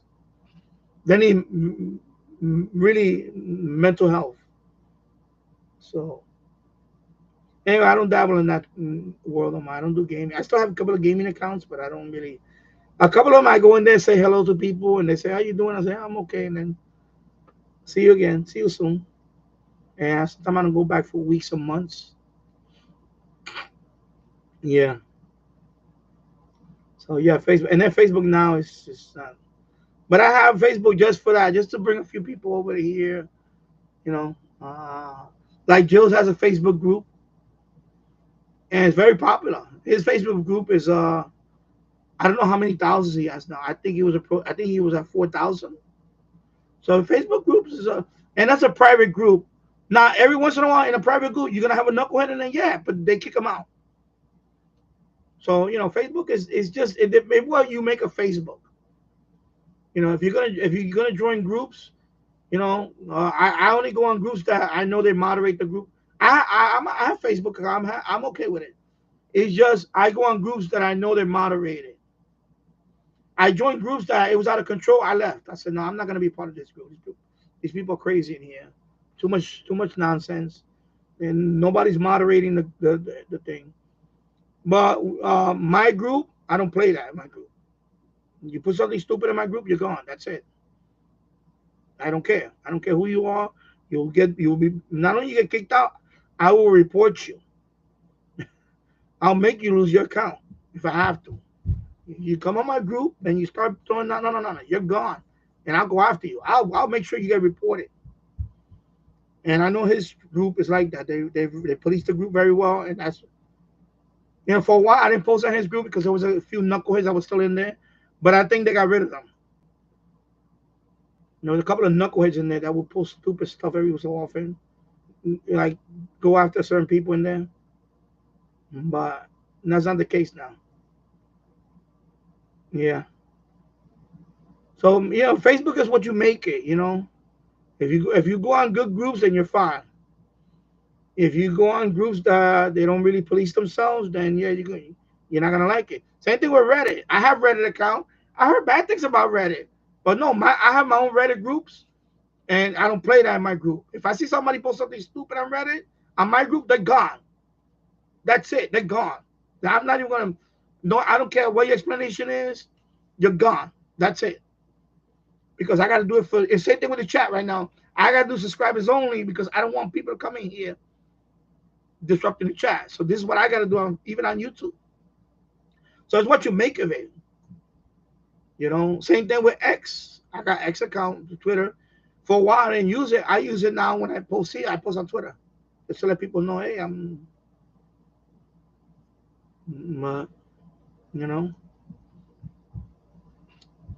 And that's everywhere. You're always gonna have every circle of that. You're always gonna have knuckleheads. You're always gonna have knuckleheaded people. You can't avoid it. I mean, you can't avoid it. What you do is just don't go to that same establishment anymore, or go a different time of the day. Sometimes I gotta cross the street, even when I live in the block right now. Right now, summertime here is warm. When I go to the store, there's always people in that corner now playing music and all that. I don't walk there. I walk around just to avoid them because I don't know what's going to happen in that corner one day.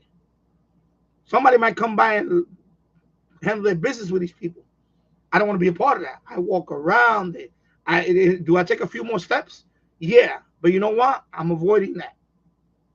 That's what you got to do sometimes. Sometimes, you know what? Just look at the train wreck and walk around it. Don't walk into the train wreck. Same analogy. Yeah. James Vader check. I like the Texan PL330, but it needs a kickstand. The wind blew it off my table. Yeah. It doesn't have a kickstand. Wow. Well, a lot of radios don't. Some radios don't. Yeah, I know. Yeah, they should have. If I didn't know how to, they should have put a kickstand on that. Matthew, see, where are you from? Well, right now I'm located in Yonkers, New York. USA, I don't know where you're from, but I'm in Yonkers, New York. So that's why I live at Yonkers, New York. Tasso, I'll be lurking. So farewell to everyone in the chat later. Then take care, Tasso. And like I said, I'm gonna I need to find a box for that now that I have your postal address. And then I need to find a time. Once I get the box, I'll pack it up and then I'll go to the post office. Although I'm thinking about something, maybe we should do a meetup. Because I live in Yonkers here, you live in Queens. I can go into the city and I can meet you in the city. Even if it's for, even if I meet you in the city, maybe for an hour, we go grab a coffee or something, say hello. I'll take a picture with you. You take a picture with me. I don't know if you want to show your face on the community tab or whatever, or I can make a little video and I can hand you the radio for being such a great member. I don't know. I got your email. I'll email you back in stuff. Yeah, because like I was saying, he's a good member, and I don't have that many members, but you know what? He's been a member. He's been in all my live streams and all that. Especially the ones on the other channels. So I'm gonna give him this radio. It's my way of saying thank you for being a good subscriber and a member. I'm not saying I got great subscribers, you know. But anyway, thank you, Tassel.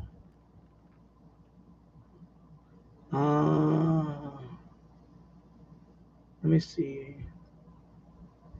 Okay, Jim's Radio Check. I got enough dry foods to last me. Same thing. I got dry foods also. I got dry foods. Maybe at some point I may buy a box of those. I don't have one, but I may buy a box of those meals ready to eat. You know, the ones you hear on these radio stations.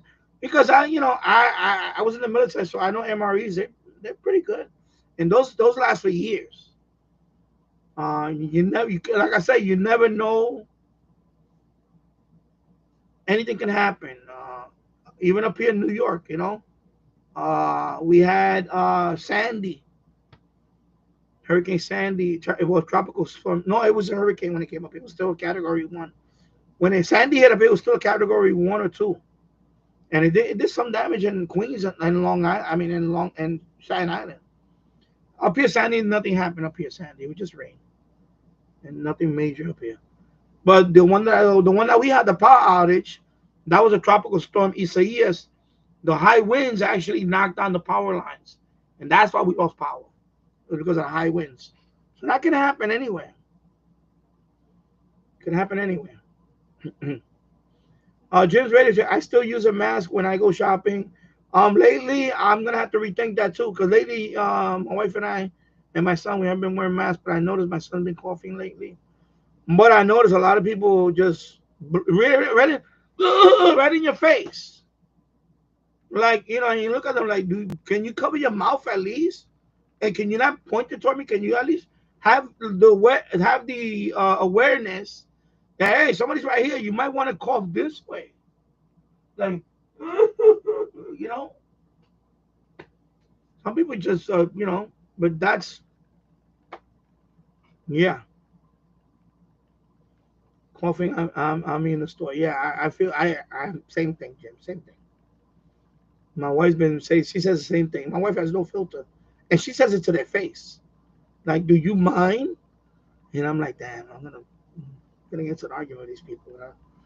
But I think we get to that point where I'm gonna rethink. I know when I do take the subway. Well, I don't know about now, but I'm probably gonna wear one anyway when I take the subway. Jim's Radio Check. We got lucky with the last storm that went through about a week ago. Just to the south, it was all kinds of power outages, knocked out power at the Exxon Mobil for a couple of days. Wow. Jim's Radio Check. Oh yeah, no doubt, Danny. If it is when exactly, it's not. What is what I just forgot what I just said. Yeah. Eventually it's gonna is when it's gonna happen. Eventually it will happen. At some point it will happen. So, and hello James Farley, I hope you're doing well. And hello T Radio 1972, I hope you're doing well. And James Radio Check. LOL, if we have a problem like that, I got enough solar radios. I should just start selling them to your neighbors. Yeah, sell them at a markup. You want the D608? $50 or $75. There you go. You can charge your phones all you want with this. As long as you crank it up and you put it in the sun, you can charge all your phones with this. So you can point all your phones to the sky.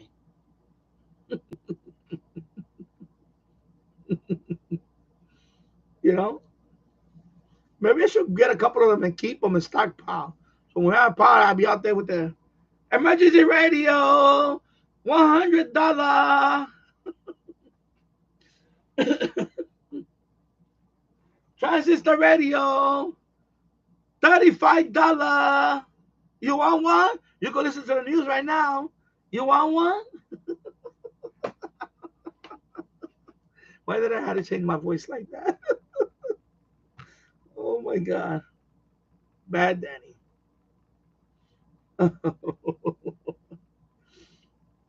Oh my God. Yeah, exactly. Sell them to your neighbors, right?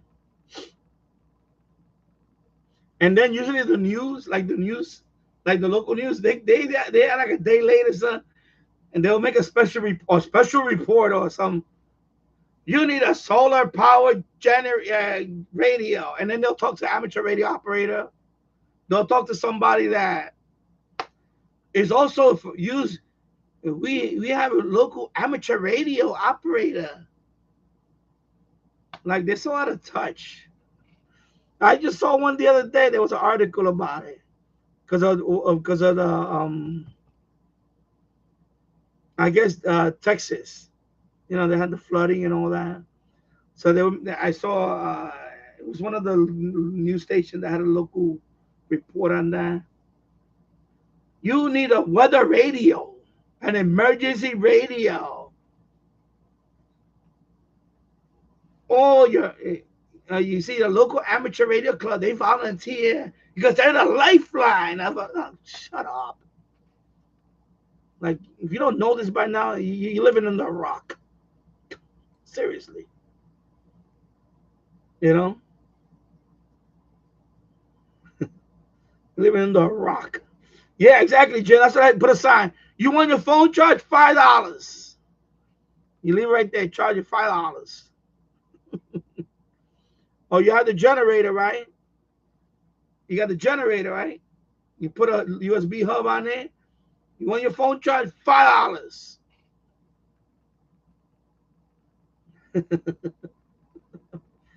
$5.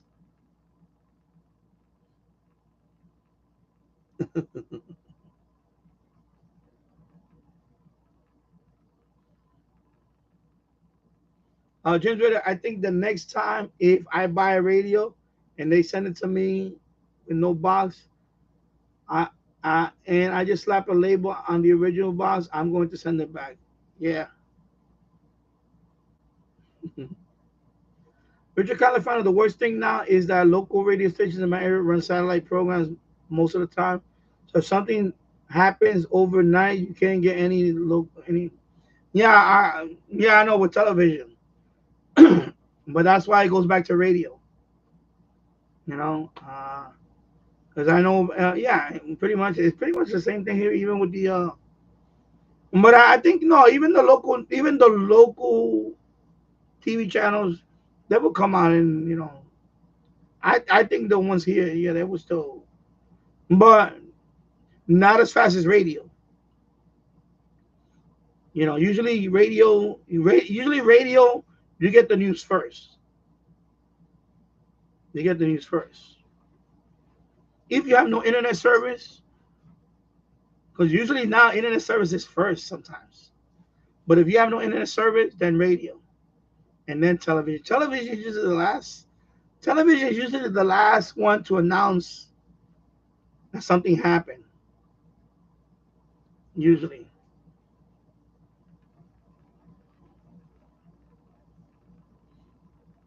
Yeah.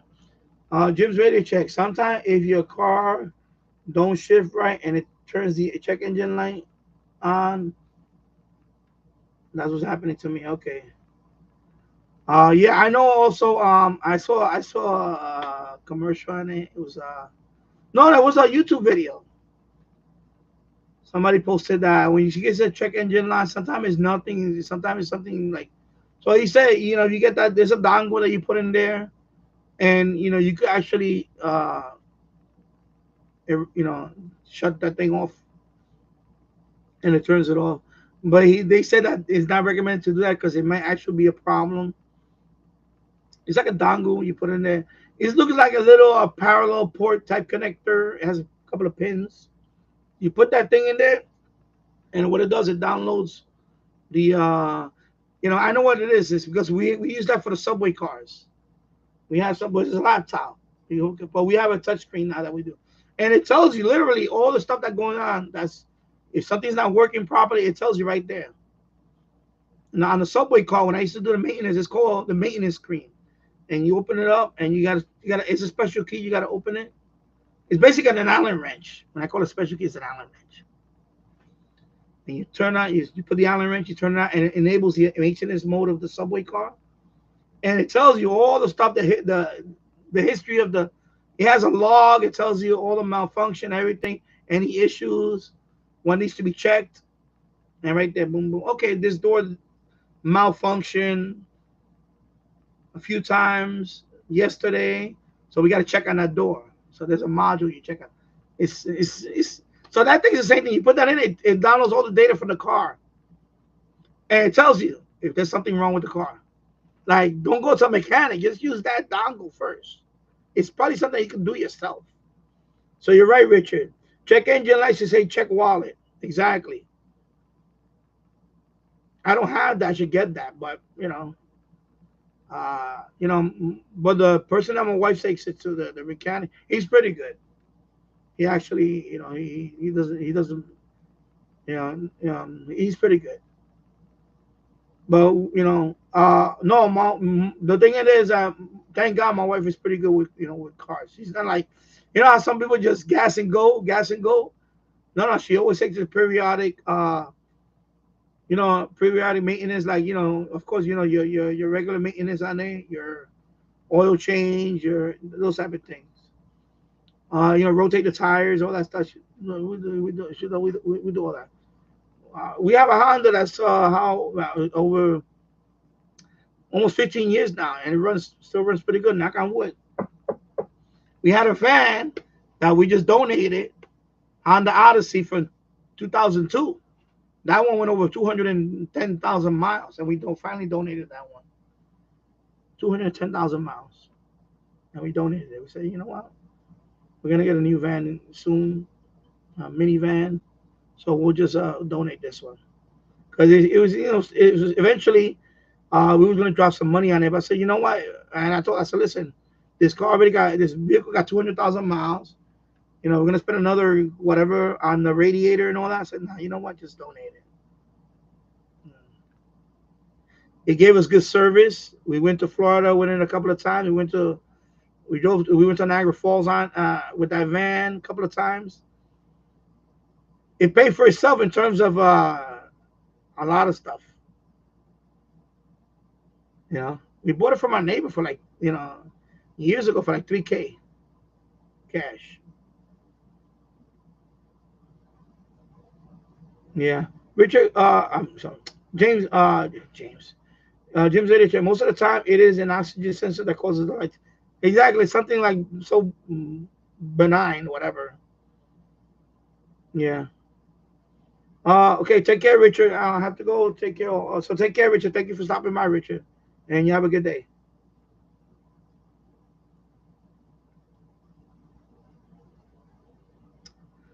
TV radio 1972. The SA data field has split the FM band on the D-220 like they did with the D-219.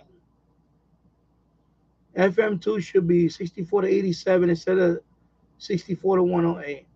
I didn't notice that, but yeah, they could have done that. Yeah.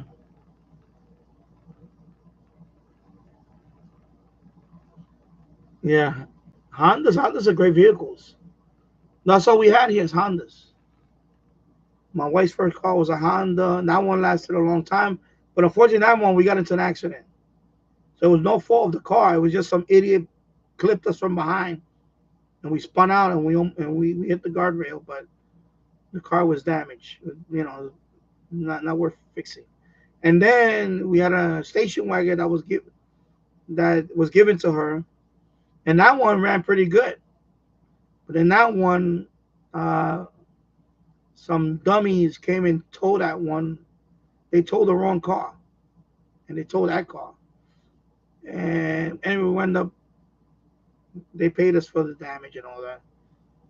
So the value of that car, that it was already, plus that car, it was already, it was an older Honda. It was a station wagon.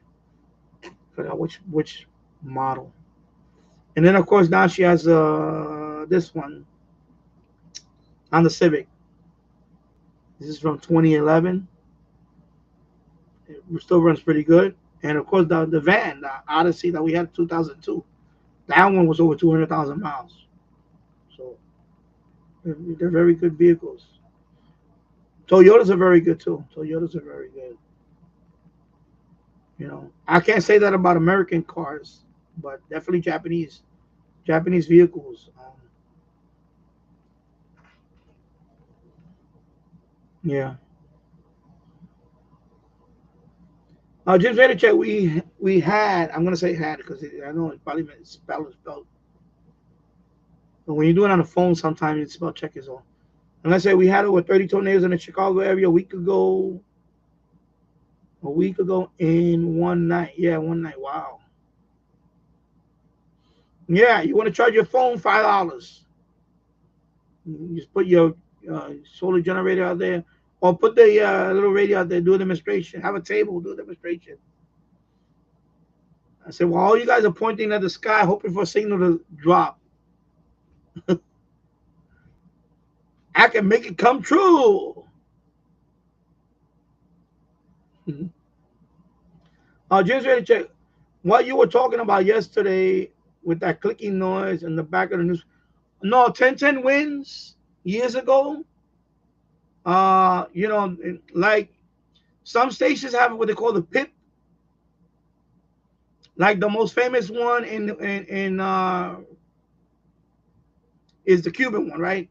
Radio Reloj. When you hear every second, you hear tuk tuk tuk. You hear the tuk tuk, right? And then sometimes at the top of the hour, you hear da, da, da, da, da. Or the half hour mark, you hear a chime or something. They play chime, so something like that. So 1010 Win used to have. I don't know if they had a pip. I have to go back and look at some audio from them. But I remember they had the typewriter in the background because it was always a news channel. So 1010 Wins in New York had like a teletype or a typewriter. I forgot what it was. I have to go and look it up, especially like, you know, because they stopped doing that years ago. I think Tasso said after the pandemic, after the pandemic. No. I think when the pandemic started, all the news channels started doing remotely. Remember that they couldn't go with them. So they did away with that. And I know in 1010 Wins, same thing. It was remotely, I guess. And that's when they stopped putting the teletype in the background or the typewriter, whatever it was. Plus, you know, now it's 2024. Nobody's typing their news on a typewriter. You know, but that's the 1010 Wins I remember growing up. I always had a typewriter. And I think if I can go back, I have to check. Maybe I think 9/11. When you hear the local news from New York City, and you hear 1010 Wins that the plane hit the tower, whatever. You know, I think at that time, you know, you can hear it. I think in the background you can hear the teletype. It's always on. 24/7. You can hear the background. You hear that or something like that. Yes, probably it's a teletype. Because back years ago, that's what they used to get the news. It was a teletype.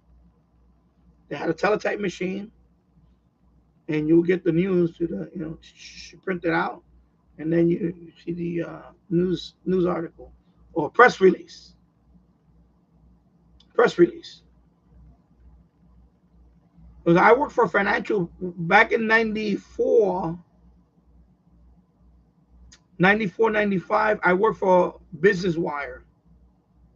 I was a computer technician there. Actually, I was also an editor. You know, editor. I had a different formats of financial news. I had to reformat it to fit in a 80 column. So that was already the end of teletype, but you know it was 80 column on a terminal. But I remember press releases. So I guess before that it was printed on paper. You get a teletype. Like a company send a press release to, like, for example, if a company sends a press release to like Associated Press get a teletype, and there's the article, press release, and then you will have to take that press release and you put it on the air. So we just got this in, and then they talk about whatever. But then by the time I got into the you know, I'm gonna say the news business, when I did that It wasn't that much. It was only I was there for like a year. Uh, it was already computerized, although it was still 80 columns, very narrow. Because sometimes I would get like columns, like Word documents that were more than 80 columns and all that. I had to format it, fit into, especially spreadsheets. A lot of spreadsheets are wide. They have a lot of columns. Like companies will send their earnings report and all that, and there's a lot of columns. Stocks. There's a company, Fortune 500 company, and I had to convert. I had to crush it. I had to put it into 80 columns and format. It was a nightmare. And that goes out to the news agents. We will get the news first, then I had to format it, and then I give it to the editors, and then they release it. And it was an interesting job. I learned a lot about news with that job. How how you could get the news first from there, and it was an interesting job. Yeah. Let me go back over here. Yeah, so 1010 Wins has something like a teletype background noise. If you look it up on YouTube or you put 911 1010 Wins, you could probably hear it. And you hear like, or sometimes you hear they put that, they have that jingle, like breaking news. And then sometimes you could hear it too, the teletype. So yeah. 2 hours in the books, 2 hours and 6 minutes. 5 people watch, 17 likes. Thank you for watching. And yeah, I the previous video I mentioned that you can. Oh my God, sorry. Oh my God, no, I don't want to reload. Oh my God, what the hell, man? Oh my God. Okay, this is the most unstable radio to stand up. Wow. Almost lost my screen. Holy moly. Anyway, okay. No, anyway, so I was mentioning that this radio, you can pre-order it through Amazon. I already pre-ordered. I pre-ordered a green one. I'm gonna give one to my son. I pre-ordered the green one. If you put the promo code 40D220 new, you get 40% off the pre-order. So this radio is listed at $15.98. So I just purchased I just purchased another one for $10.44. That was the price that the green one. I pre-ordered that one. So I'm gonna give my son one of them. He can have any radio he wants, but I want to give one of these if he wants it. So I ordered the green one. So anyway, it's in the previous video. I'm gonna put that information on this video too. For that, if anybody's interested. So you can pre-order it today, the 29th. August 1st, it'll be available on their website, SH Data website. Because they have an SH Data store on Amazon. So you can use that product code on Amazon too. And get 40% off the radio. So you can get that radio for a little over $10. A little pocket radio. And they have 3 colors. It's the orange looking one. And I know it looks yellow here, but it's kind of more like orange, yellow, like a cheese color. And then, of course, the one that I ordered is the olive green. It's like a green, olive green one. Then the other one is not gray. I thought it was gray. It's black. I have a black one. Black color one. Okay, not but in the box, it looks like a gunmetal gray, but it's not. It's actually black. So those are 3 colors. And in the description on that video, the previous video, one link goes to the orange radio. One link, because in there, unfortunately, you have the option to pick the color. So if you want the orange one, you got to click on the orange link, one that says orange. If you want the green one, you got to click on that one. Take you to another one, and so on. Okay, I just want to mention that because I know a couple of people were not here earlier. So let me go back up. Yeah. So anyway, that was the teletype. Jim's radio check. Let me see. Eton 750. Oh, okay. You guys are talking about something else.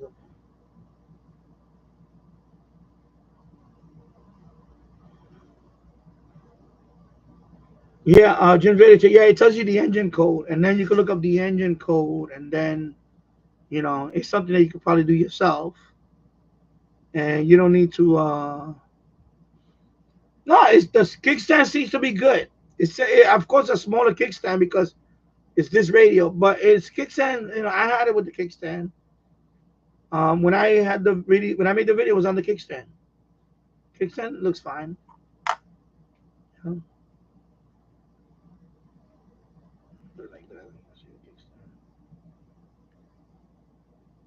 It's like the kickstand on the. No, actually, it's not the D-320. No, that kickstand is actually smaller. No, I didn't. That one, it's okay. And $10. If you get it during the first week with the 40% off, a little over $10. So, you know, 3 colors. Let me put it right here. So yeah, because they sent me the promo code a couple of days ago, but I couldn't announce it until today. So that's why, when I made that unboxing a couple of days ago, I couldn't put the promo code yet because it wasn't ready. So I tested it on Amazon. I personally bought a radio already. I bought the green one. It's gonna be in a few days. So I tested the promo code. It does work. So because the list price is $15.98, and then with taxes and all that but if you put the promo code, 40% off. For me with taxes and everything included, it was $10.44. That's pretty good for a shortwave pocket radio, AM, FM, and shortwave. $10, $10 and change. It's not the D-219, but it's a pocket radio. It's slightly smaller. It does fit in your pocket, literally. I demonstrated that too.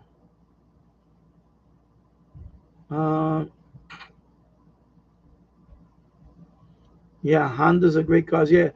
Jim's ready to check. My buddy has a Toyota Tundra with 400,000 miles, and it still runs good. Yeah. Same thing with the Honda Odyssey. I saw people. I looked it online. I saw people that were running. Somebody was driving an Odyssey that had almost 500,000 miles. About 500,000 miles. I think what he did was I think definitely. I know he overhauled the transmission at least once, definitely, and then a couple other things. Well, it was a 500,000 miles. He was still running it. Of course, we didn't want to spend more money on it, so it was like, no, we kept because when we bought it, it already had a transmission overhaul. It already had a transmission change. But then what started happening recently when we donated was the radiator. Kept leaking. It kept leaking. The mechanic looked at it, and basically they said you're gonna have to replace the radiator. And to replace the radiator for that model, because the problem is as the car gets older, the parts they don't make parts no more. You have to get them from other cars or whatever. The parts get harder. Therefore, what happens to the parts? They get more expensive. So I was like, at that point, I was like, you know what? We don't want to go. We bought that vehicle for $3,200.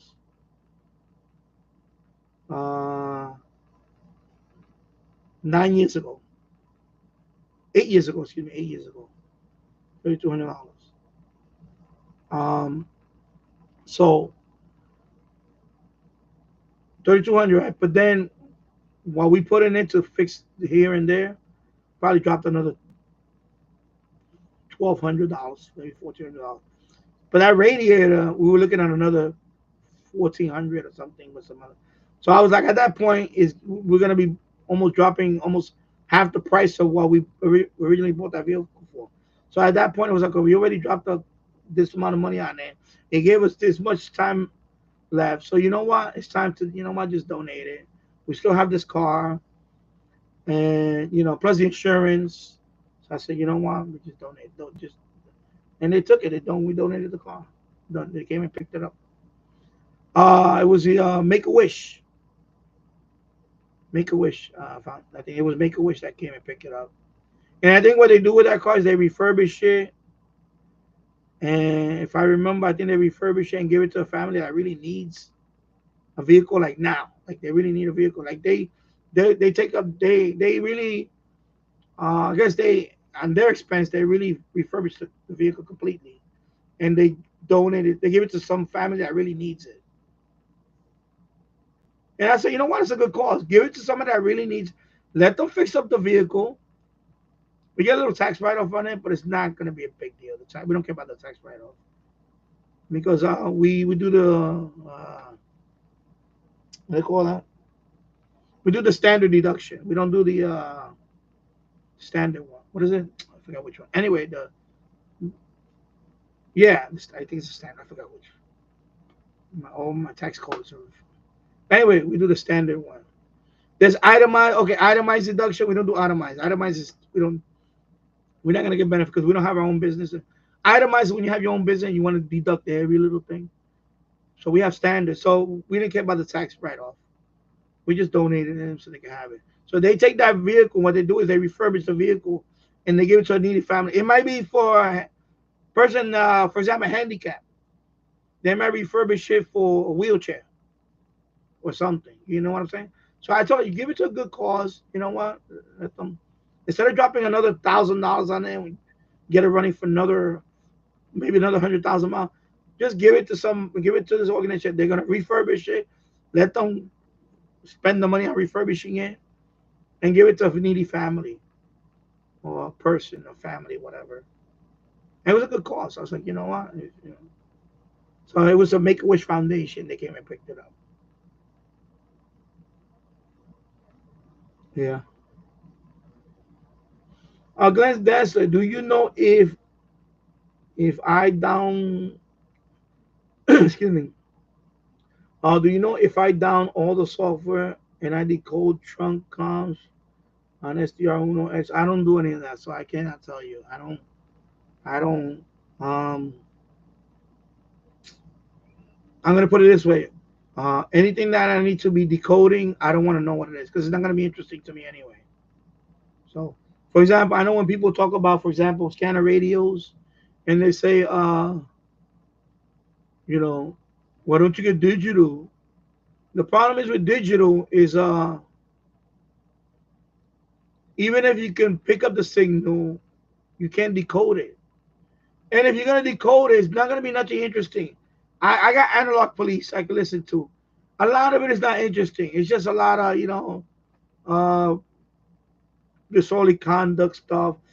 Once in a blue moon, you might get somebody with a gun. As much as crime is hyped up in the news media, there is crime, but it's not like the OK Corral. Unless you live in Chicago, sorry. I don't hear that over here. I don't hear it, yeah, you get once in a while, you get people, yeah, but I don't hear that often. And, that's why I don't care about decoding signals. I think Bobby does that. He decodes local. Bobby's more the expert on that stuff. I don't do any of that stuff. I don't decode. I don't decode any signals. I don't do trunking. I don't really care for it. My scanners, I don't even program my scanners. Exactly. I know it's one section, and we don't want to speculate what it is. I don't want to sound insensitive. But yeah, we know what it is. Remember, in New York City, every place has a ghetto. I'm gonna say that. New York City has a few ghettos. New Yorkers has ghetto. We have a ghetto here. We have ghettos. That way, certain people like to be out at night. Crime is a little more higher in some areas. Yeah, because I know Chicago. I know Chicago is pretty overall. It's just, and I know there's a certain part of Chicago that you need to watch. Exactly. Yeah, so it's the southeast side. Okay, yeah. I'll tell you exactly what it is. Yeah. So of course we know that. You know what I'm saying. So I don't decode signals. I just don't want. I don't care for it. I don't have time for it. I have a lot of other stuff I listen to. Um, it's not interesting to me. That's why I don't program scanners. When I get a scanner, I have scanners. I never program them. There's pre-programmed bands on them already. I let them scan through the bands and I listen to what I want to listen to. If I need to identify that station, after a few times I already know what it is. But if I need to identify the station, I don't know. Yeah, I'm not sure what it is. Radio reference. I go to radio reference. I put that frequency in. I put my locality, my location, and they'll tell me what it is. So now I know on this frequency I'm getting the New York City Police Department. Because Yonkers Police Department is encrypted. So my local police is encrypted. Well, I pick up New York City Police Department. So I can hear them. They still have analog at the precinct level and also the dispatch. I can still hear them. So, so I know what frequency. I say, oh, yeah. Plus, when you hear it over and over, you already know that, okay, and you memorize the frequencies in your head. Okay, this is NYPD Bronx dispatch. This is NYPD citywide dispatch. So you already know, I don't program. I don't do any of that stuff with my scanners. And SDR even less. I don't scan with SDRs. I don't do all that. I have my scanners for that. It's a lot faster. So with my SDR, I use most of my SDR for HF, for the long wave, medium wave DXC, that type of thing. VHF, UHF, I'll listen to a couple of things here, but I don't really use it for that. There's not much there. There's not much there for me. You see the little. The other about SDR is you can see something there, you click on it, you can hear it. But so I don't decode trunk. I don't do any of that. Jim's radio check. They use teletype a lot way before. Yeah, exactly. That was even before the internet. Like I remember,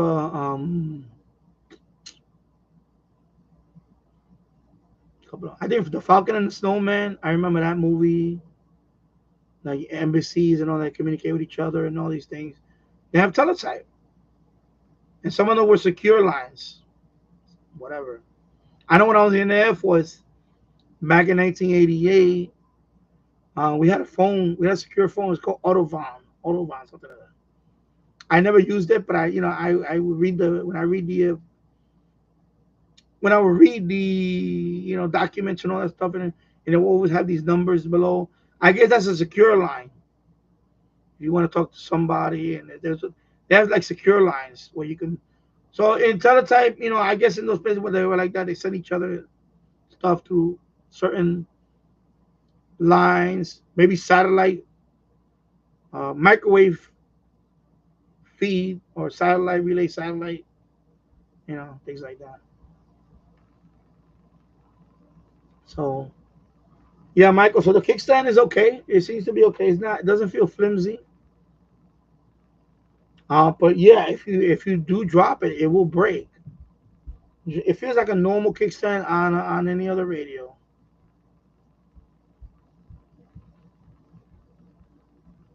Out of all my radios, only one kickstand ever broke for mine. And that was my old Grundig. I forgot which one. I think it was the Traveler, the G8 Traveler. That one, my kickstand broke, but that one was brittle. That one's because the radio is over 20 years. So that one, the kickstand, I think it was more my fault. I think something fell on it, and it went all the way back and it snapped. This thing went hyperextended and it snapped. I think some weight object fell on there. So it was more my fault. But usually these kickstands, I always be careful with them. For example, this radio says you have that stand, caution, I would use that stand, but this works fine. I mean, the stand works fine. Exactly. Out of all the radio, I only got one. Exactly. So I try to be very careful with them because I have the see-through acrylic radio stand on there. I usually put on my radios on that. When I'm gonna make a video, I put them on that. Especially when I'm outside and there's a little breeze. I don't trust those breeze knock over my radio and really. I put on the acrylic stand. Yeah, exactly. With all those radios, you got one broken kickstand. That's not bad. Yeah, that's a pretty good record. Yeah.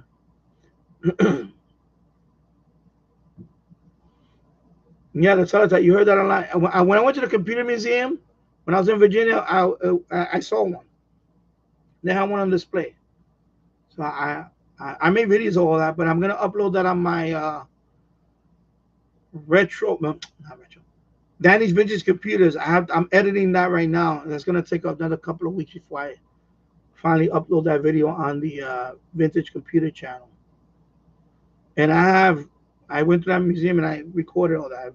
Teletype machine, mini computers, supercomputers, old desktop computers, all that stuff is it's gonna be in that video. But there was a teletype machine there.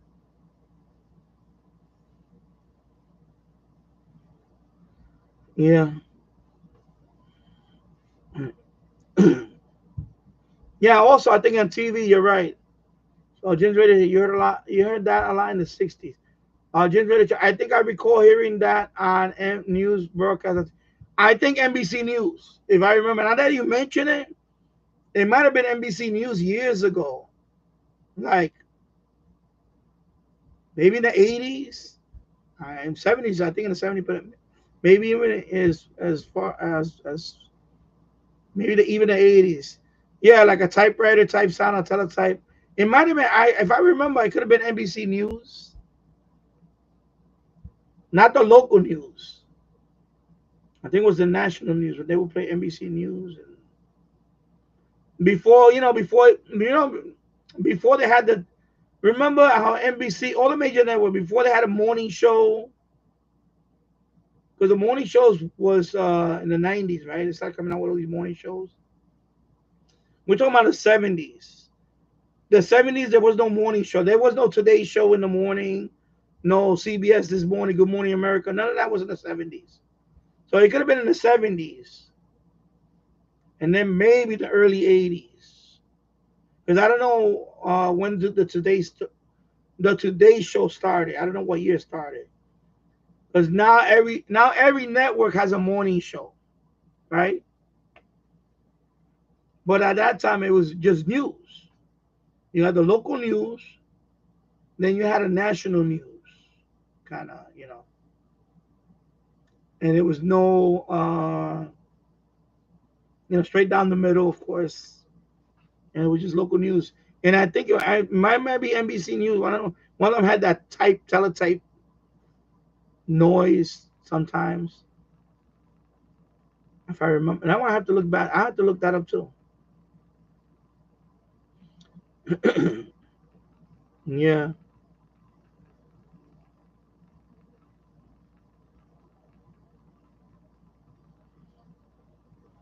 Let me see. Yeah, you can't go wrong for $10, Jim. Jim said I should have bought the SH Data D808 instead of the Texan 330. Well, from what Tasso said, from what I see, it's still a good radio, the 330. Texan the Texan D808. What you get the airband?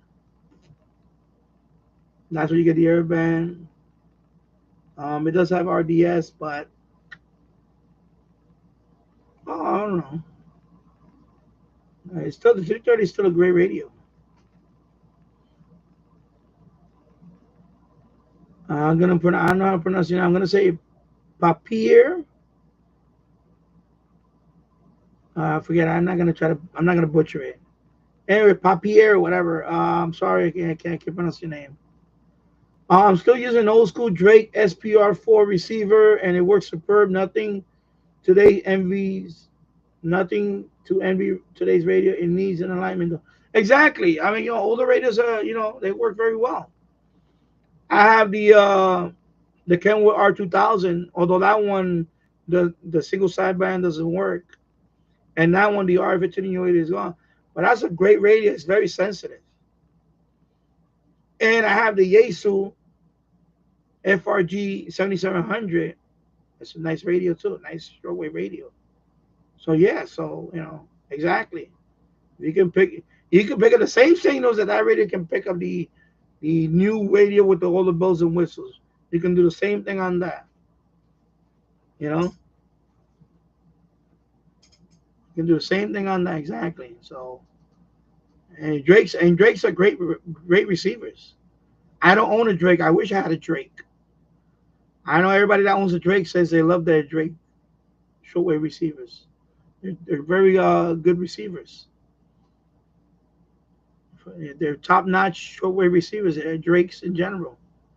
So I came close to buying one years ago on eBay, but I lost a bid on it. Somebody outbid it and took it. I said, okay, well, you can have it. I'm not gonna pay that much for it, but yeah, Drake. Yeah, exactly, Jim's Radio Check. I like those old school radios, and there's something good about them. They're very nostalgic. They work well. They have, it does what it does. You can pick up, you can pick up signal just as well as, if not better sometimes than some of these newer radios. I mean, I know when people show the demonstrations of, yeah, you pick up Radio Mania, Radio Estéreo España. I could do that with my Halicrafters S38. I can do that with a Halicrafter F38 with a long wire.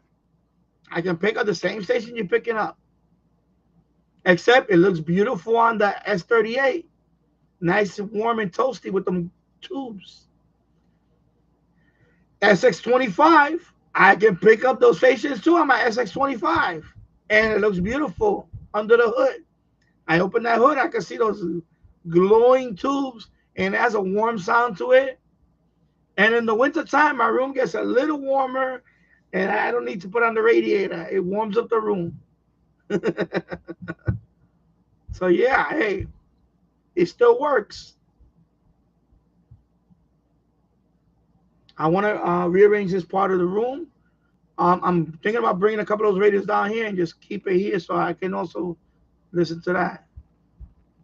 Because eventually, I mentioned it up there, by 2025 or late spring of 2025 or even next summer, I may have that set up down here again. So, well, yeah, nothing wrong with Drake. Drake's is great radios. They're great radios. You're welcome to Glenn.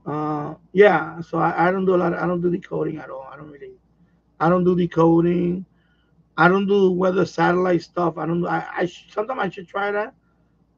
It just doesn't really, I know Bobby does all that stuff too. He does a lot of decoding. You guys, Bobby, Glenn, about that decoding stuff. Like trunking and all that stuff. Yeah, he could probably help you out with that. Yeah, Jim, with all these radios, you got one broken kickstand. That's not a bad record. Yep. And hello, Bobby. WA510 7SWF from Morgan City, Louisiana. Hope you're doing well.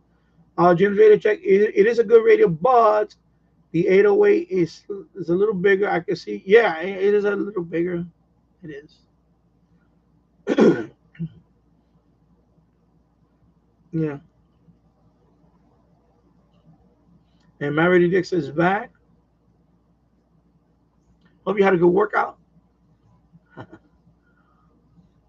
right. Yeah. So, yeah, I'm gonna look that up about the TV stations that I used to hear that teletype. I think NBC News. I remember NBC News, but we're talking about like the 70s, maybe even the early 80s. I remember, especially like the I'm thinking about it. I remember the like the teletype sound, and then I think NBC you could hear the teletype sound too sometimes when they had I'm talking about the 70s, and then you would hear the The chime, they had that chime. Doo, doo, doo. They had that. I think it was NBC News that did the teletype. They did it on television. I think they did that too. I have to look that up now. I need to write it down. Let me make a note. I'm gonna make a note here to look it up. I'm gonna look up the let me put 10-10 win teletype. And I think it was NBC News. I remember NBC News. NBC News. Yeah, teletype or typewriter. Teletype or yeah, so of course I know 10-10 wins. I think Tasso mentioned it that I think once the pandemic was when the pandemic, I know during the pandemic every station went remote. Remember, even the local news, they were not in the studio, they were remote. So I think that's what happened with the radio. They all went remote too. I remember. And then of course they didn't have all that background, and I think they just did away with it. And then now you don't hear it. Now you don't hear that stuff no more. You don't hear the you don't hear it no more. But I think it could have been a pandemic. It could have been before that. I have to look it up. So Mary did this. It says, I did. Thanks, Danny, for watching your stream throughout. Okay. Yeah, I know. I need to, other than hang close on that recumbent bike, whatever you call that. What do they call those exercises? Like recumbent? I don't know what's the word for it. I need to sit on that and start pedaling like a hamster. But I'm going to fix this setup. I'm very close to taking down all this shelving here and just bring that 55-inch and mount it on this wall. And then I have a long table I want to put here. And then I think this computer is going to go up here. And I don't know yet what I want to do. I would go outside, but the problem is now, remember, I was active before I got married. Okay, so, and then of course, we have our son. So now my son is upstairs playing right now. He's upstairs. Now before I came down here, I had to cook for him. In other words, I had to stay home now. Years ago, when I was not married, I was single. Yeah, I could go out there all day and I would work out. I would go out there all day and work out and walk, and I would walk to the GW Bridge and jog. Or I would walk all the way from the Bronx into New York City and just walk for hours. So I was burning calories like crazy. But when you're married and you stay at home and your wife cooks for you very well, and then you have a son, and then you get older, the weight piles up. And of course, yeah. I drank less beer when I was younger. I was only every once in a while I would have a beer. Now I sit to have a beer more often. That doesn't help. And I said I was gonna stop doing that. I need to stop. But definitely, when you set it, I think a lot of it's sedentary lifestyle. You sit at home. That's why it's good to get out. It is good to get out. I need to get out more. But my son now is at the age where now he's gonna be 10. So in another couple of years, he's gonna be going to school by himself and all that, and whatever. You know what I mean? Like when he's 4, I can't even go. When you're 5, you can. Now that right now he's been upstairs. He doesn't, and he's one of those kids that doesn't get into any trouble. He doesn't do anything. I know kids that they would do really dumb things. Thank God he's not one of them. So. But yeah, I used to be active. I used to go walking a lot. My thing was walking. I used to do a lot of walking. I would take like radios with me. I would take a radio. I don't know how to take my phone with me. I would take a radio. And things like that. Now that I have amateur radio license, I probably take a transceiver with me. maybe make contacts along the way when I'm walking. You know, I'm interested to find out about the if I can get that other bow fan where I can see the call sign. And then if I make a call, if I make a contact when I'm walking somewhere, maybe to a local repeater down in the Bronx or something, or Manhattan, I can say, okay, let me write down this, and then when I come back, I'll do the QRZ. But I'm not gonna walk with my hotspot. I'm not gonna walk with a hotspot. If I walk like, but it's interesting. Now that I have all this other technology, I could really go. I could be out all day. But my son, I have to look after my son. My son is, you know, even when he's in school, I have to be back at a certain time to pick him up from school. He's not there yet. Now, in a couple of years, when he's 12 or 13, he's gonna want his space. He's gonna say, "Daddy, you don't have to pick me up from school no more. You're embarrassing me." Then, okay, you're a big boy now. You know how kids are. You know how we are. When I was 13, nobody picked me up from school. I would come home by myself. But there was a couple of people that I think their parents would pick them up sometime, and they would be like, "Wow, your mommy still picks you up from school, and your daddy picks you up from school," and what I mean. Not that I cared, but it didn't happen with me. Like with me, back when we went to school by ourselves. When I was 9 years old, I was going to school by myself. Even the school was only a block away. And when I was living in the Bronx, the school was only a block away, a block and a half away. I had to go up the block, make a turn, and the school was right there. A block and a half away. And that was my school. And then when I went to junior high school, I had to walk further. It was a few blocks. When I went to junior high school, 7th grade and the 8th grade,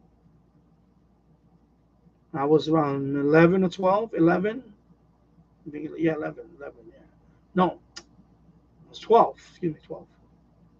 I had to go to up the block and then down about 7 blocks, including a wide boulevard. The Grand Concourse is a wide boulevard. It was a very wide lane back then. Had a whole bunch of cars going. So yeah, of course, you wait for the light. Of course, we had school crossing during school hours. They would, okay. So I never had, we will, but it's different time. And, with my son, I feel more protected. I don't want to, I'm not going to send them to school. I see some other parents do that, already sending their kids. I'm not ready for that yet. My wife is very protective. I even hinted, I said, no, he should start going to school next year by himself. No, you're not going to do that. You better not do that. I was like, oh my God, seriously? Because the school's only 2 blocks away. It's this block, then the next block, and school's right there. My wife said, no. Nope. I said, okay, I understand. So. Plus, you do have creeps out there. And I'm not saying that didn't happen to me when I was growing up. I had creeps try to approach me. My mother always told me, don't talk to strangers, and I listened to her. I was never that type of person that would get in a car with a stranger. I never did that. I never did that. Thank God I never did that. But I didn't know anybody around me that happened to. But you hear these stories that kids get abducted by strangers. Say, oh, hey, listen, can you help me find this pet? And I'll give you $1. And they get in their car and you never see them again. And thank God I always knew better than that. And plus another thing I always did, I always was with somebody. We always had the buddy system. So it would be like me and my best friend at the time. We would go to school together all the time. So, but I would go with his mom. Because his mom would take him to school. So I would go with them. So basically, we always had an adult. So I can't see myself sending my son to school right now. No way. Even if it's 2 blocks away. Too many. I hate to say it, today's world.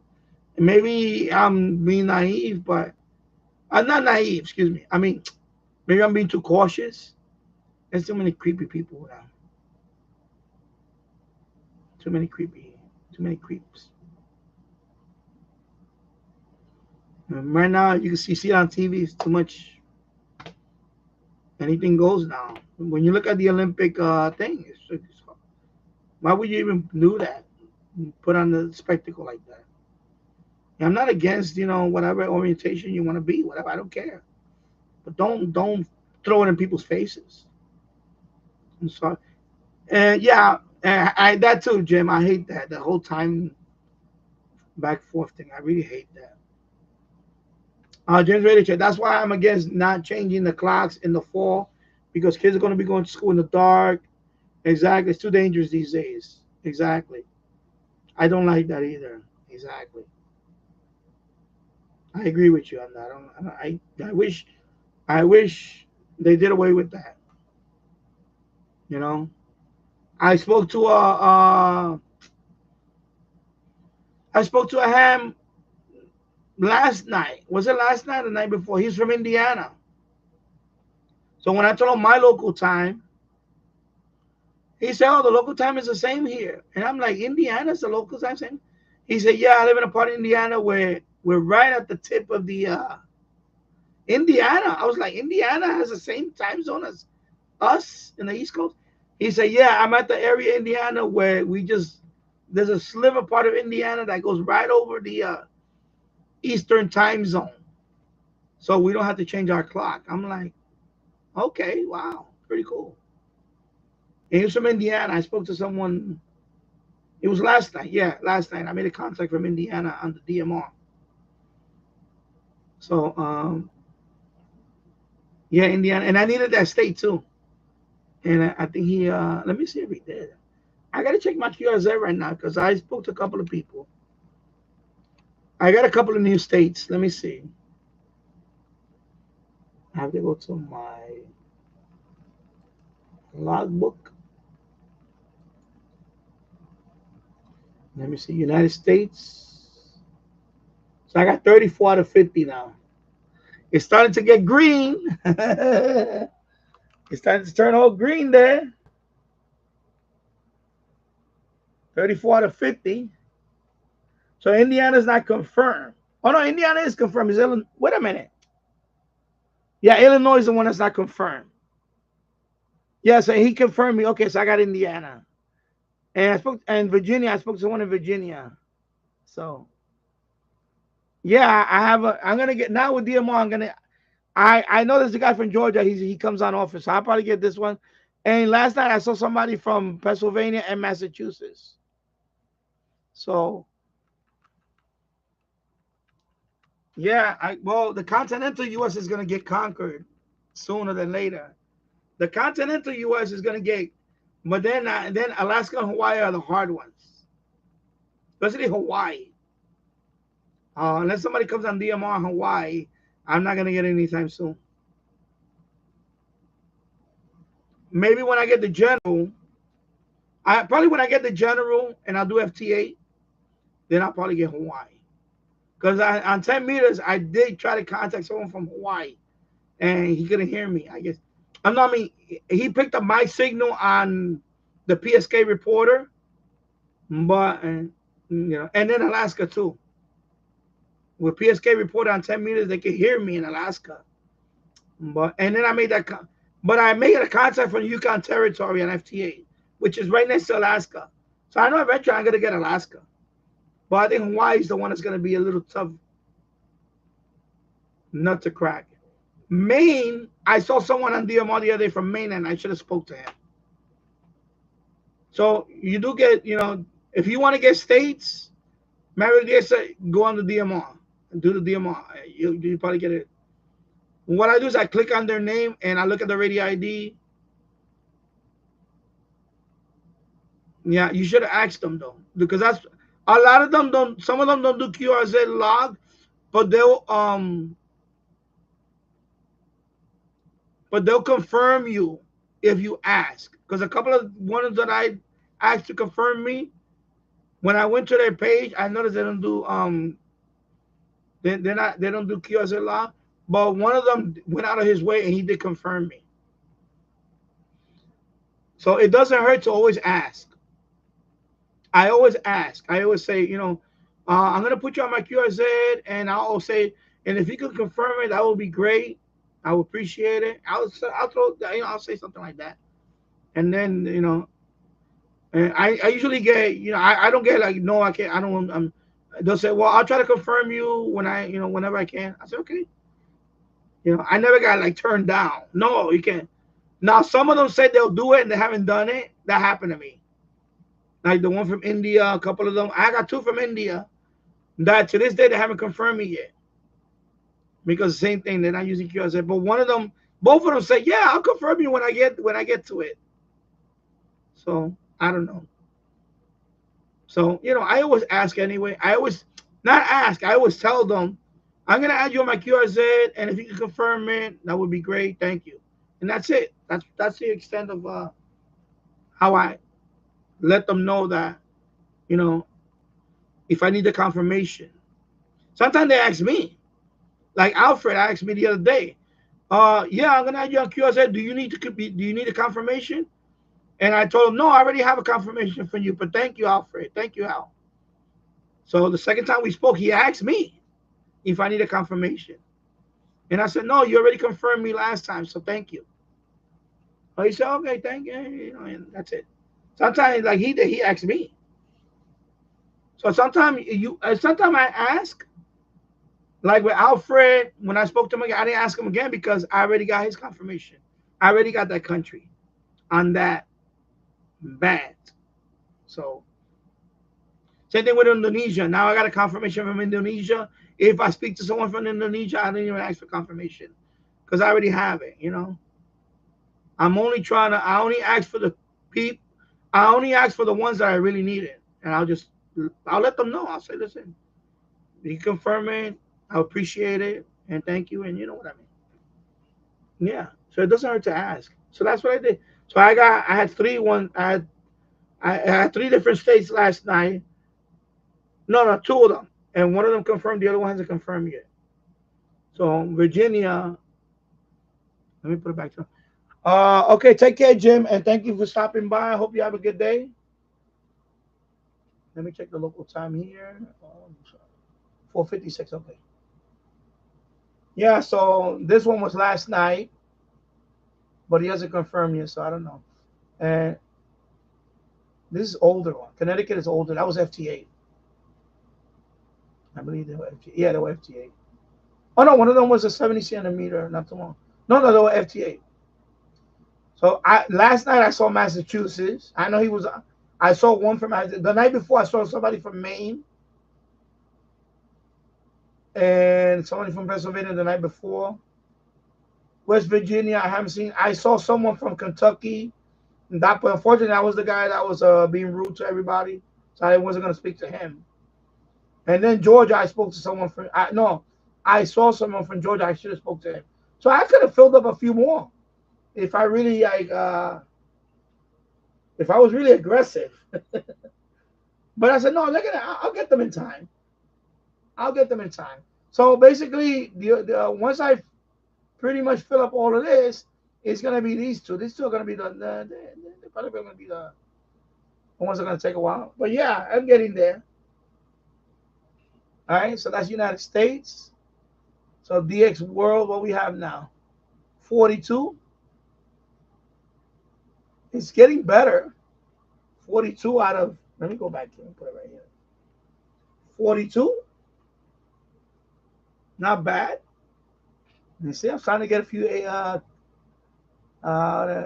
Indonesia, of course. I got Australia. I got Malaysia, but it's not confirmed.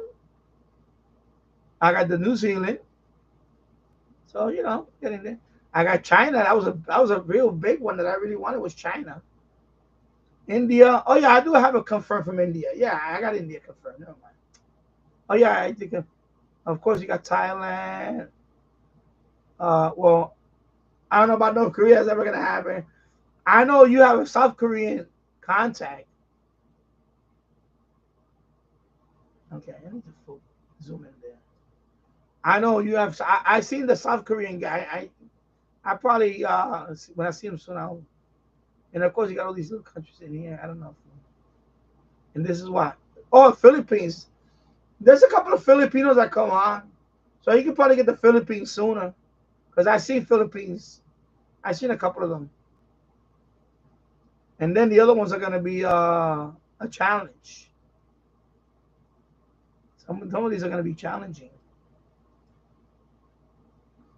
Mongolia.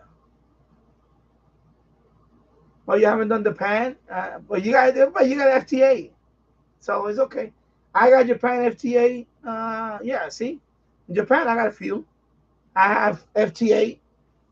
I have one on 6 meters from Japan. In Japan I have one on 6 meters. FTA 10 meters, and then DMR. I got one from DMR. Most of them are FTA. And one from Japan. The first night I went on TG91, I got Japan. And he confirmed me. That was pretty cool.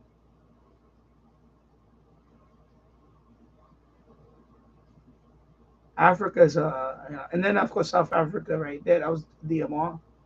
And this is FTA.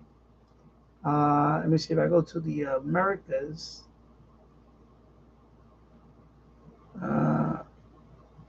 What is that? I don't got no Argentina. I need to get Argentina. I need to get and the I know the Chilean guy comes on, and there's a couple of countries there, but yeah, Asia is slowly but surely. And then of course the continents are all there, right? And then Europe is the one that I seen is eventually Europe. If I zoom in, I know you already got the Master of Europe. I know you already have that. I'm working on this one too, Maverick the Extra. You know, so I'm about 1/3 of the way. 1/3 of the way. I know if I had the general, I would have got all this already. With the general, just FT8, I would have got it. I know with the general, I would have got it. And of course, this is Asia. Not that many. Oh, okay. Oh, you got China on DMO. Okay. Yeah, I got 4. That's a lot. Asia is a lot of countries are going to be the small islands. North America, let's see. North America.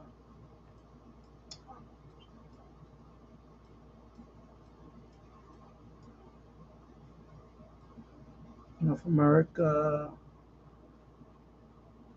Costa Rica. That was a couple of nights ago. Of course, Panama. Nobody from Panama. All these islands are going to be the ones that are going to be the islands. And Greenland eventually. Although FTA, I did.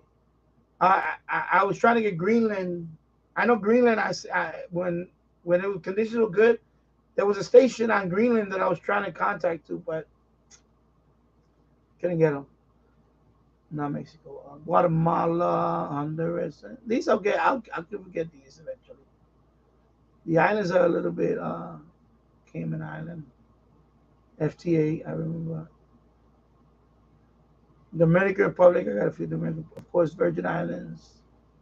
A lot of the islands, right?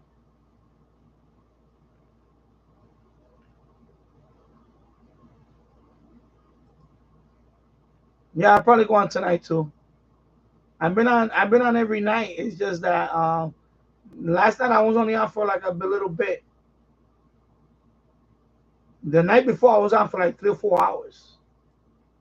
Sorry. Click. Oh my God.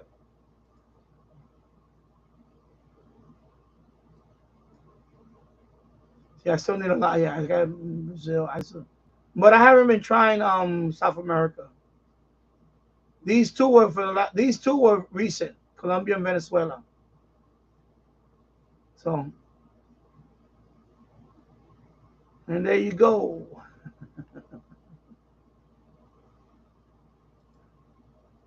right? And then Oman, that's the one I had the other night. Sam, and I got the New Zealand guy. He hasn't confirmed. He's got it every night. When I see him again, I'm gonna ask him to confirm it. But he's on every night. This guy, every night he's on. Costa Rica's not confirmed yet, but I already had Costa Rica on FTA. So that one I already had on FTA. And the Taiwan guy, nothing. So yeah.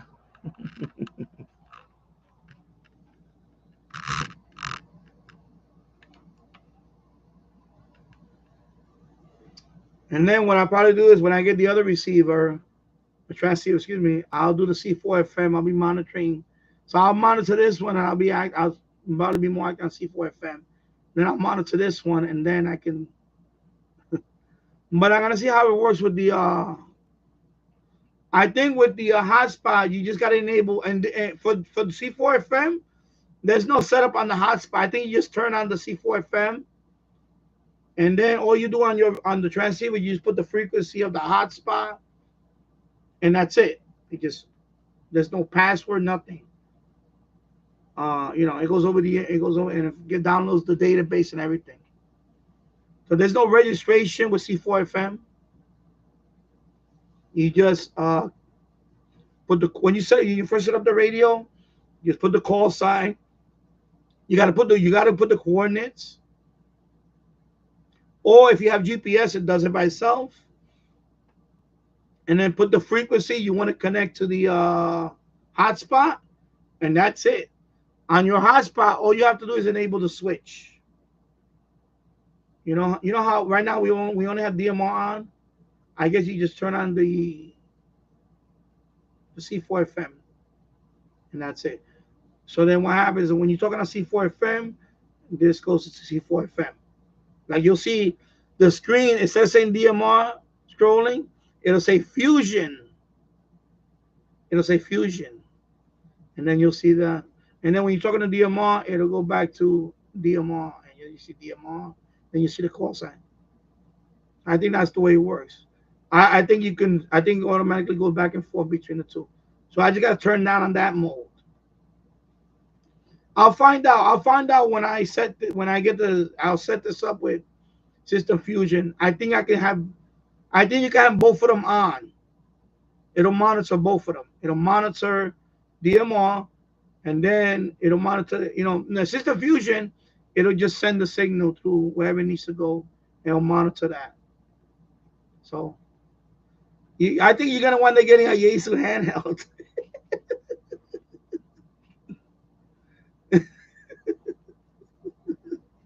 Save up them pennies. I broke the bank on this one, but I really wanted this. I really, no, because this. Oh, I don't know. I don't know about Blue DV. I don't know if it does all that. Does it does other modes? Oh, okay. But this one, you have, if you go out, let me log in.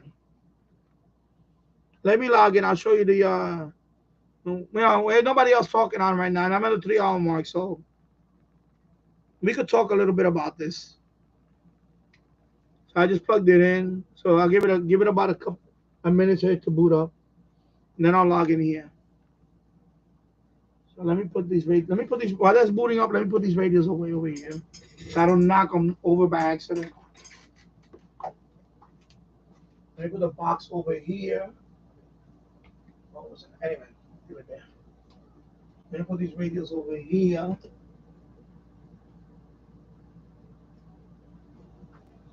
Matter of fact, I'll be right back. Let me go check on my son. While that's booting up, let me go check out my son, see if he's okay.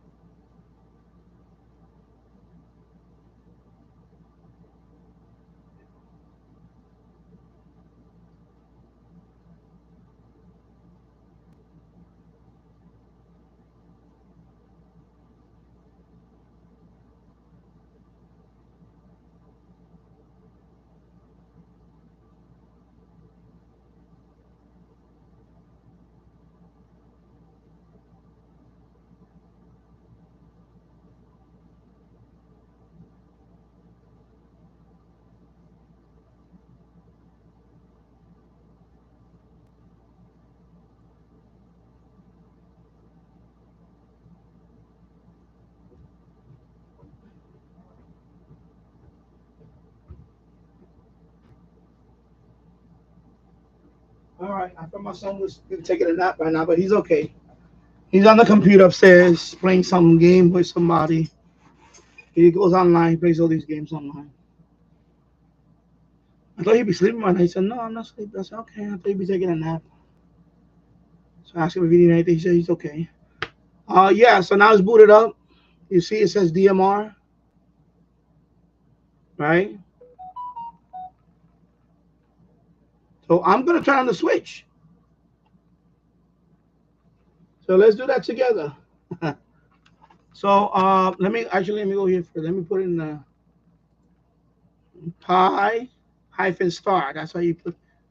Okay, so now I'm gonna show you the. So this is of course the interface, right? Let me go back a little bit so you can see the whole thing.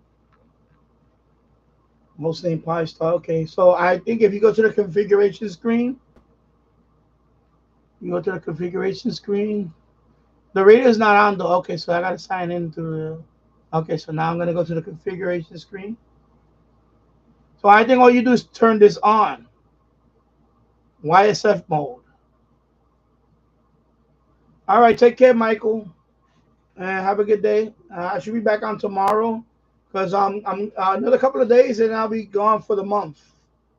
So I'm doing all these live streams before I take my long break from streaming for a month for the rest of the summer.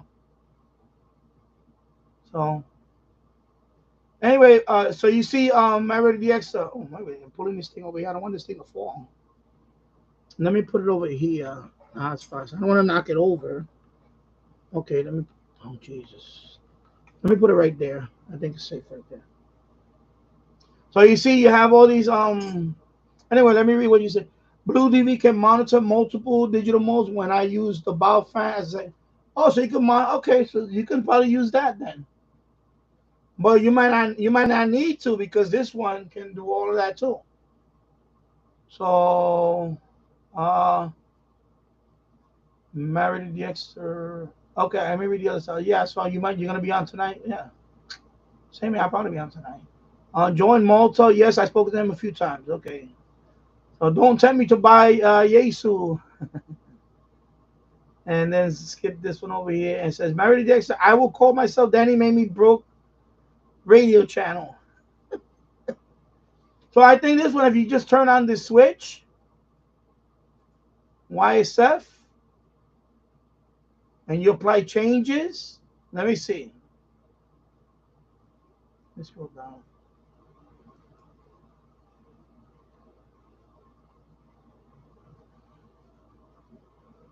So right now it's rebooting. Looks like it's rebooting. I should have looked that up first if you can even do that. You can turn on more than one. Right now it looks like it's rebooting. There you go, startup, it's rebooting.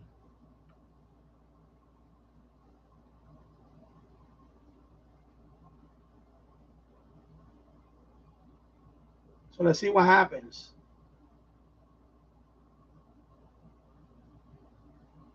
So right now my screen rebooted. It's over here on the screen, but I want to see what this screen does.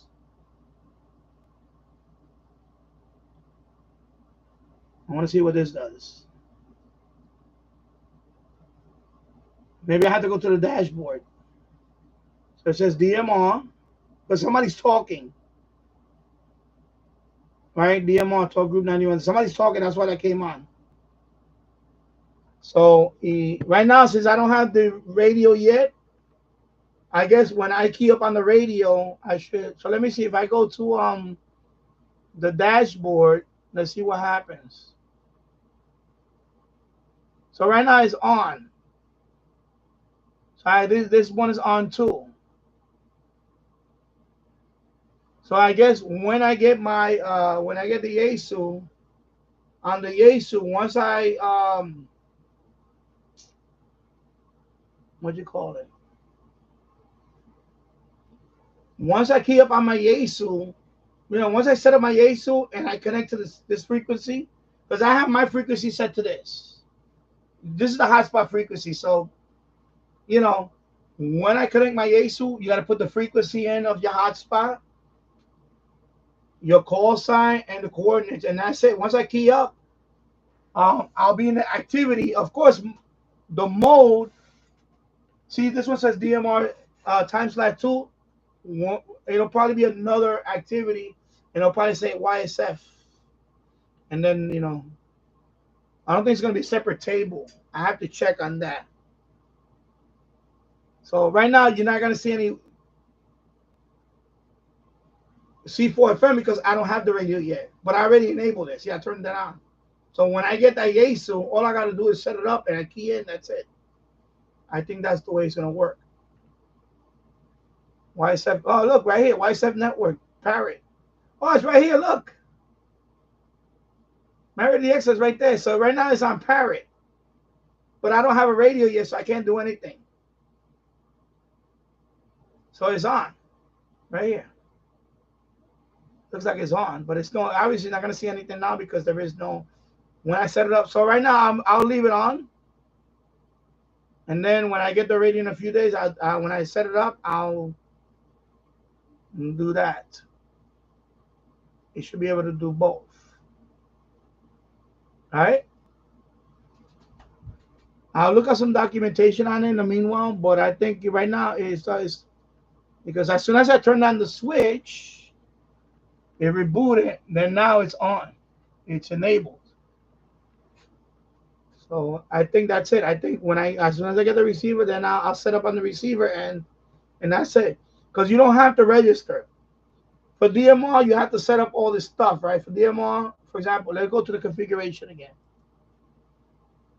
For DMR, you got to put all this information, right? You got to put the ID number thingy. You have to, everything else is the same, but you got to put the coordinates is right here for this one. And what else you have to put? That's it. And then in DMR, you got to do this. Oh, right here, look. Oh, there you go. It's right there.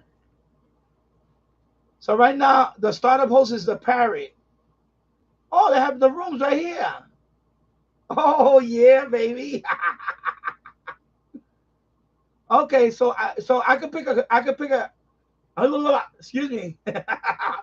So I could pick. Yeah, I know it's much cheaper, but it's more configured. Yeah, so right here I could pick, for example, see all the rooms are here. So this is the one, CQ Worldwide. I think it's this one. So I'm gonna set it up for this one. There you go. And then if I want to do wireless X pass through, I can do that too. Oh, there you go. So if I do that,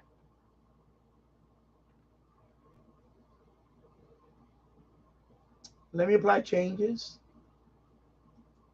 So it's going to reboot again. Okay, it's going to reboot, right? Yeah, it's going to reboot. Okay. Yeah, so when I connect the DMR, C4 FM, he's going to go to that group first. He's going to put that one. It's going to put me into that group first to monitor. Because that's the one I'm going to use first. The CQ Worldwide, that's like Talk Group 91, the equivalent of Talk Group 91. Okay. So again, it's rebooting because I did the changes. Exciting, isn't it? This is exciting. So now, when I get that Yaesu, all I got to do is connect to the hotspot frequency, put the call sign, put the coordinates in, and that's it. And then it'll connect to the CQ, the worldwide CQ on C4 FM. That's going to be my default group. Now, of course, in there, I can, inside the radio, I can do that too. I can just go in there and, of course, right now you only can hear the DMR stuff because it's only monitoring the. Now, when System Fusion, whoever talks to me on System Fusion, this is going to change. It's going to say Fusion, and you'll see their call sign and their information. So let's go back to so now let me scroll down here. So you see now I'm gonna connect this wires X. Because in the receiver, in the transceiver, there's a button you can press, and it goes to wires X, and it downloads all the you can download like all the groups onto the transceiver. I turned it on, but I think I don't even need to turn it on here because the radio does it. Okay, so now I got it set up for the startup host, and that's all you need to do. Okay, and you have a whole bunch of them here. Let's see all of them here. There's a lot of them. See, you got Puerto Rico. You got the worldwide. You got different worldwide ones. Got a whole lot of them here, brother. Korea. That's Korea, right? Looks like Korea.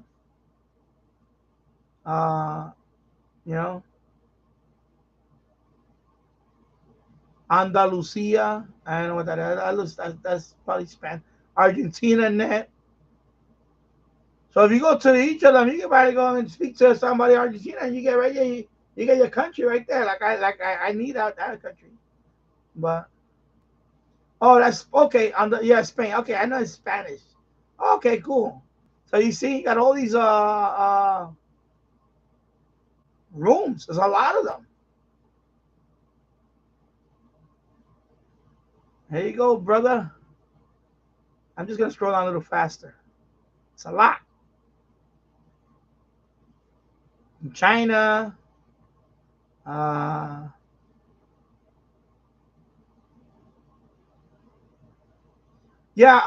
Well, when you on the receiver, it tells you the number of people that are there in the room. So a lot of these, they're probably gonna be not too many people, but I know like the the CQ one, the big when they show the demonstration, it's usually like 200-300 people in there. The CQ worldwide one, when I saw the videos on there, it always had like 200 people in there or something like that. But it tells you the number. Here it doesn't tell you, but in the receiver, on the transceiver, it tells you the number of people in the room at that moment. It'll tell you that. So of course, I'm not gonna go. I'm gonna go to the ones that are, of course, the one that I picked, the CQ worldwide. I think that's the biggest one. All of these are very local. Obviously, you're not gonna go into these. These just is very local to some. I'm just showing you what this one has. You see, it just goes on and on.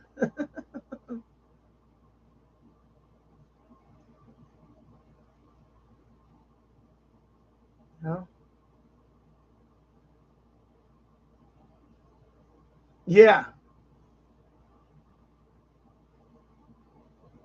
Yeah, when I set it up, I'm gonna do it. I'll do a video on there. Maybe I'll do it. Maybe I'll do it live, and then I'll talk to somebody live on the. Not maybe I will. I will talk to someone live, and then so these are like all the different states, and so on.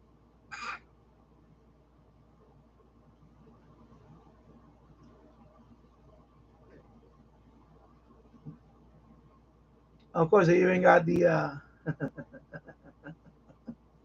Just I won't be in there, but just saying.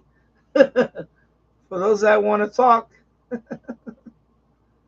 But it has a lot of, there's a lot of, even the Brandmeister has a lot of rooms too. So the only thing that Brandmeister, and by the way, you don't have to be on Brandmeister. There's other DMR networks. It's just that this is Brandmeister is the biggest one in DMR. It is one of the biggest ones. And Talk Group 91 is the biggest group in Brandmeister. But there's other ones. So this is I'm just going through the list to see when it ends. So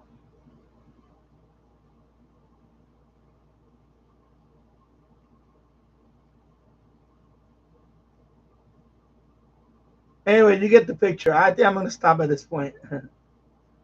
So if I put Puerto Rico, oh my God, sorry, I hit the wrong. What the hell did I do? Oh, Puerto Rico. So it was that one came up, Puerto Rico. Okay, so I see. Anyway, so the parrot, of course, is the one you test. Yeah, exactly. So parrot is the one that parrot is where you test. It just repeats what you say. So that's what parrot is. By default, it puts a parrot. And then these are links. So I guess if you want to pass through, you do it here, right? Link to DMR. I wonder what I don't. I want to test these yet, but I'll look into that. So I think right there is where you do the link. YSF to DMR, and if you connect there, I believe that. And you got to enable that. I think you have to enable the anyway.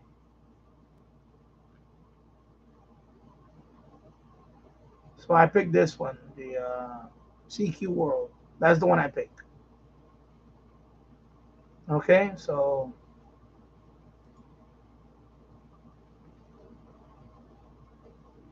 right now, right now I set up for this one, CQ World.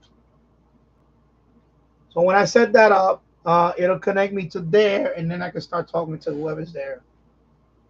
And then that'll be my first contact on the C4 FM network on YSF, System Fusion.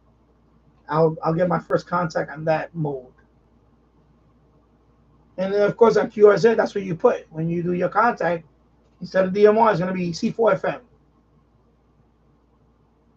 So it'll be another mode. Some people put digital voice. I noticed some of my contacts, they just put digital voice on everything. No, I'm going to be more specific. Like I have DMR, and when I make contact on this network, that's going to be C4 FM on QRZ. It's going to be C4 FM. That's what I would put. C4 FM. Then it's going to be this frequency. That's what I will put on the contact. Mode, C4 FM. And then the rest is like any other contact, and that's it. So there you go. So I have it enabled. So pretty cool. It's as simple as that. So yeah, it doesn't matter if you put digital voice, as long as exactly. But I mean, people, they do that on EQSL. On EQSL is digital voice. EQSL.cc is digital voice. That's and by the way, I took the married the Excel. I'm not trying to break the bank here, but here we go. Okay. Married the Excel. I upgraded my account to this one. So let me go to. Sorry, let me go back to. So I upgraded this one. And the reason why I did that because two reasons. One, the main reason was I've been with them for a couple of years now. So you know what? They are my main source to log. So when you pay for this, you can download the ADI file from here. And in this case, I downloaded the ADI file from here. And I uploaded it to EQSL.cc. And now I updated that one. So, and by the way, when you pay, it's $35 for a year. So I went ahead and did it. Also, you get the web thing. So if you go to my account, sign your name here. Sign your name here, Married the Access. Sign your call sign here. Go hit my web tab, and you just write hello, and that's it. And the call sign show up right here on web contacts. These are older. These are for when I first had the account. But when you first get this account, you get that premium one for a month free. So these web contacts are old. So I need new ones. So you go here and just put hello on the web contact. Also, when you pay for this, you get to download your ADI file or ADIF file, whatever. But it's ADI file. Where do you get that? I forget where you. I think it's when you go into. Is it my logbook? Yeah, right here. Import export tools. You click on that and see. You can import. Is it import? Yeah, import. So I can download the ADI file.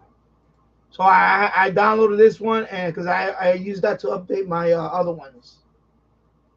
So I mean, you don't have to do this, but it's I mean, because I've been I've been trying all of them.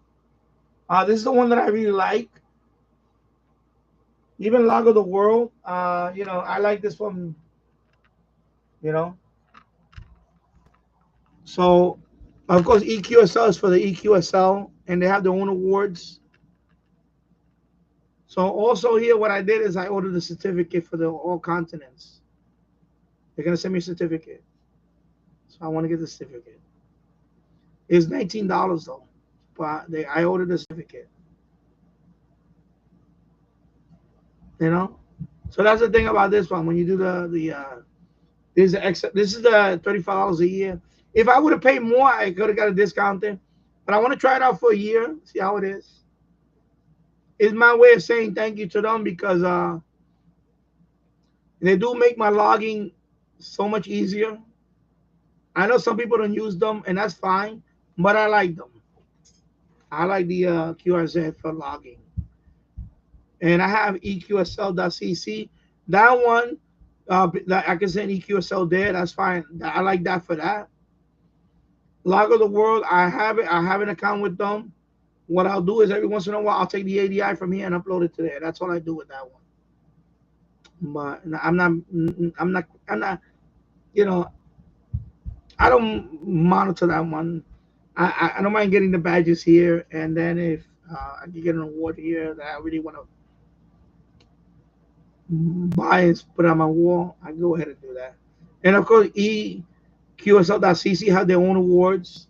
So, it kind of keeps me in the like I said, in the hobby, and get these little goals. Get these little goals because if you don't have, like I said, if you don't have these little goals, these little, I want to get it I want to get all 50 states. What's going to motivate you to be on the air whenever, So I'm having fun with it, and that's what it's all about. Have fun. Yeah. So, because I know on EQSL there is no DMR. Everything's digital voice. Yeah, it's like the Xbox and PlayStation achievements. Exactly. Just like when I play those online games on MySpace and Facebook, like Mafia Wars, you earn badges for everything. Like if you get to level 100, you get this badge. If you get to level 1000, you get this badge. Things like that. You get badges. So people go to your profile and see, oh, this guy got a lot of achievements. He got a lot of achievements. Yeah, I could. Like when you go to Paul VT Red, when you go to his QRZ, oh my God, he has everything. He has everything. He has every badge. He's done it, and each badge he got a bunch of endorsements on each one. Every band, everything. This guy got everything. I don't think I'm ever gonna get to the level. Not even my thing. As long as I get the basic ones, I'll be happy with that. Everything else, hey, over time, I guess. But Paul VT Radio, AA1 SU. Is it AA? Let me see. I'm not gonna post his info here, but I want to see if it's that one. Paul. Yeah, AA1 SU. Yeah, he's loaded. Oh, you there now? Yeah, he's loaded. Yeah, he's loaded. Wow. You see? He's worked 269 countries, confirmed 228 countries. The latest one is right here on the club log, because he has club log iframe. Yeah, we look like a peasant compared to him, right? We have both of us. And if you go to his contacts, he just has FT8 30 meters. His last contact was FT8, Australia, Russia, Ukraine, Greece. Yeah, he's loaded. He has all the badges. 140,000 lookups. Web contacts, he has 938. I signed this book a long time ago. Yeah, my call sign's right there. His web contacts is 900 already. He's about to hit 1,000 web contacts. Me, not like I'm peasant, man. But that's what I'm a new Jack. What you expect, man? We knew. We knew. Bet you shut up, people. We knew. Yeah, we knew, bro. Yeah. Yeah. So my ready this it says the only concern about CF4 FM. No, the main when the guy did the demonstration, I'm gonna show you anyway. When I on the radio, when you connect to the group, if you do Wires X, it's gonna download the whole that database. It's gonna download it on your radio. I say radio. You know what I mean? My transceiver, radio. And then you can scroll. And when you scroll, you'll see the number. Like you CQ worldwide. You see the number of people that are in the chat. And when he was demonstrating, I know that one was over 200. It showed like a 200, number 200 something people are. So that one you could tell was it. Then some of them were in the 50s. So it looks pretty active. And by the way, Elmer Time, when he threw out the numbers, I know DMR has over 300,000 right now. Yesu is right there. It's not like they only have 1,000 people. They have a couple of 100,000 or something like that. I can look it up. It's not like I can actually let me look it up.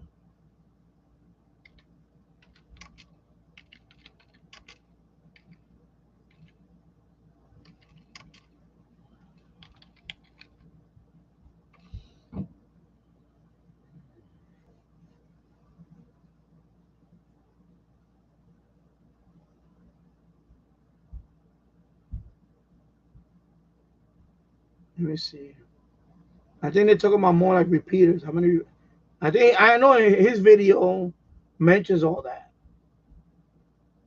That it's just a number. It's just a.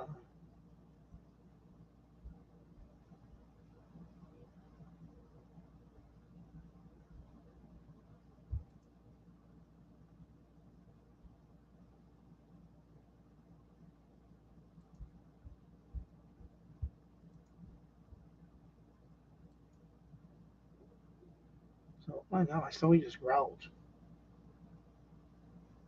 Anyway, let me see. Why is X?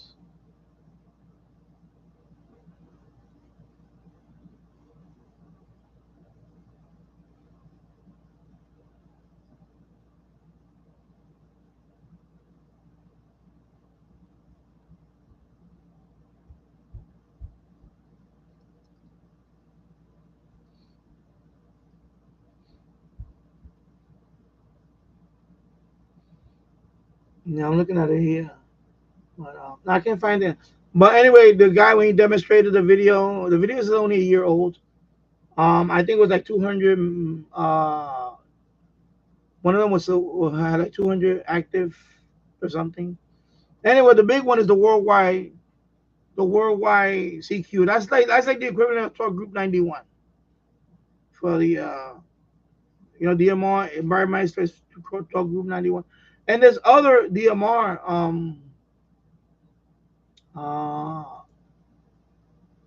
network. Let me see.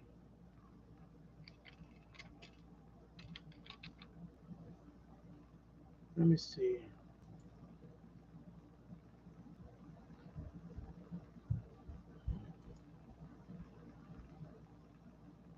So this is not this is one of them. Married DXL. This is called DMR Mark. That's another one. You know how you got Brandmeister? This is another one, I believe.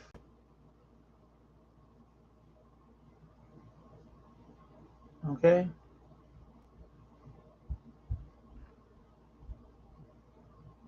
And there's a couple of other ones.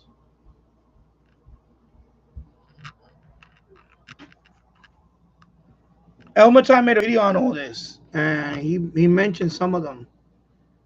I have to go back and look at the video and write them down. I forgot to write them down. I'm trying to see which one.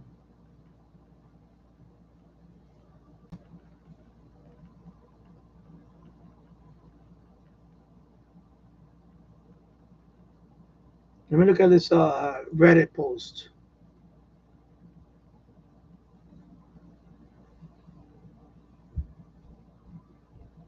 No, I don't want to install the app.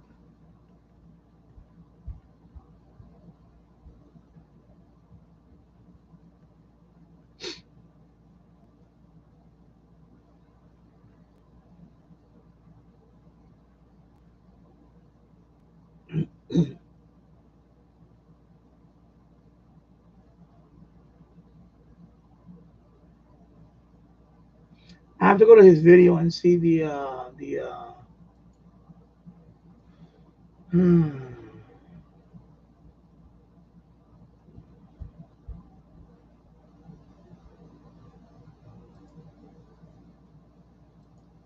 Let me see if this one is listening.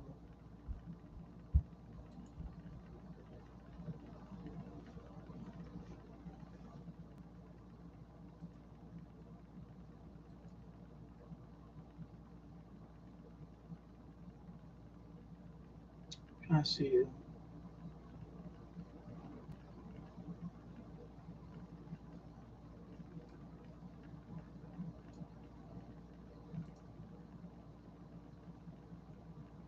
TRBO, let me see. .org.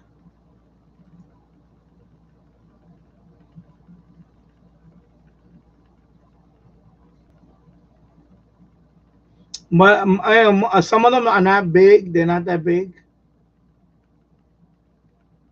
for that. I know the Brandmeister is probably. I think the Brandmeister is the most popular one. But there's other ones. There's one called, I think, Free DMR. Is it Free DMR? Let me see that one. Let me click on that one.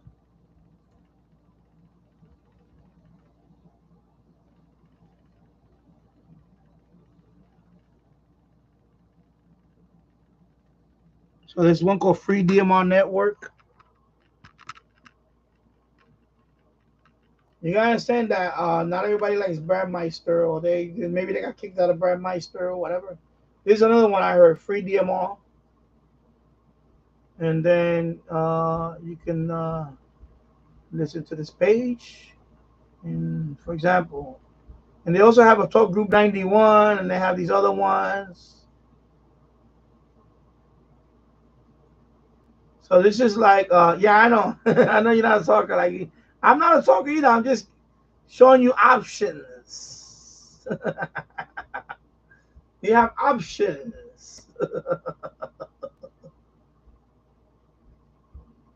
So this is another one. So when you ask that question about why they're not listed on this network, maybe they got kicked out of that network. They choose not to, but they probably go into this networks like this one.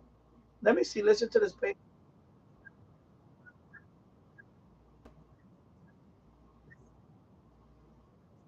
Okay, that's just that. Okay, he's just reading this stuff. Okay. And then that's the CSV for that. So literally, you just set up something like this. How to? Let me see something. Why use Free DMR?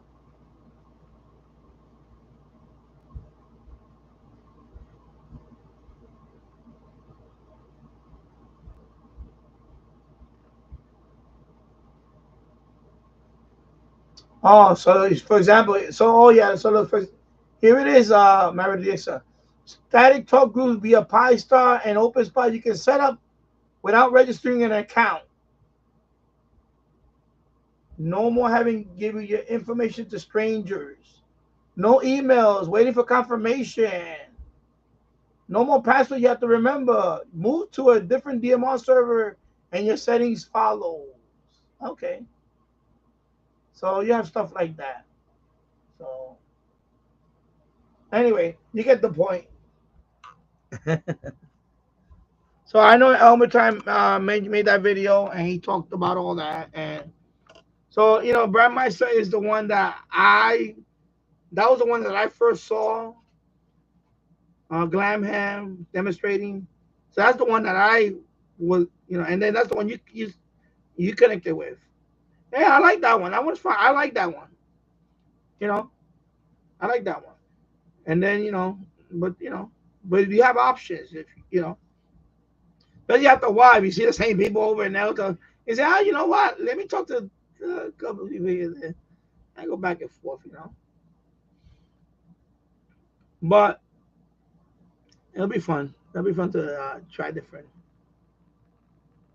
Meredith said, well, like I said, I'm not much of a talker. An hour DMR, then I'm happy. Same thing. I'm at an hour. The night before I was on for like 2 or 3 hours almost. But I was just monitoring. I jumped in a couple of times. That's it.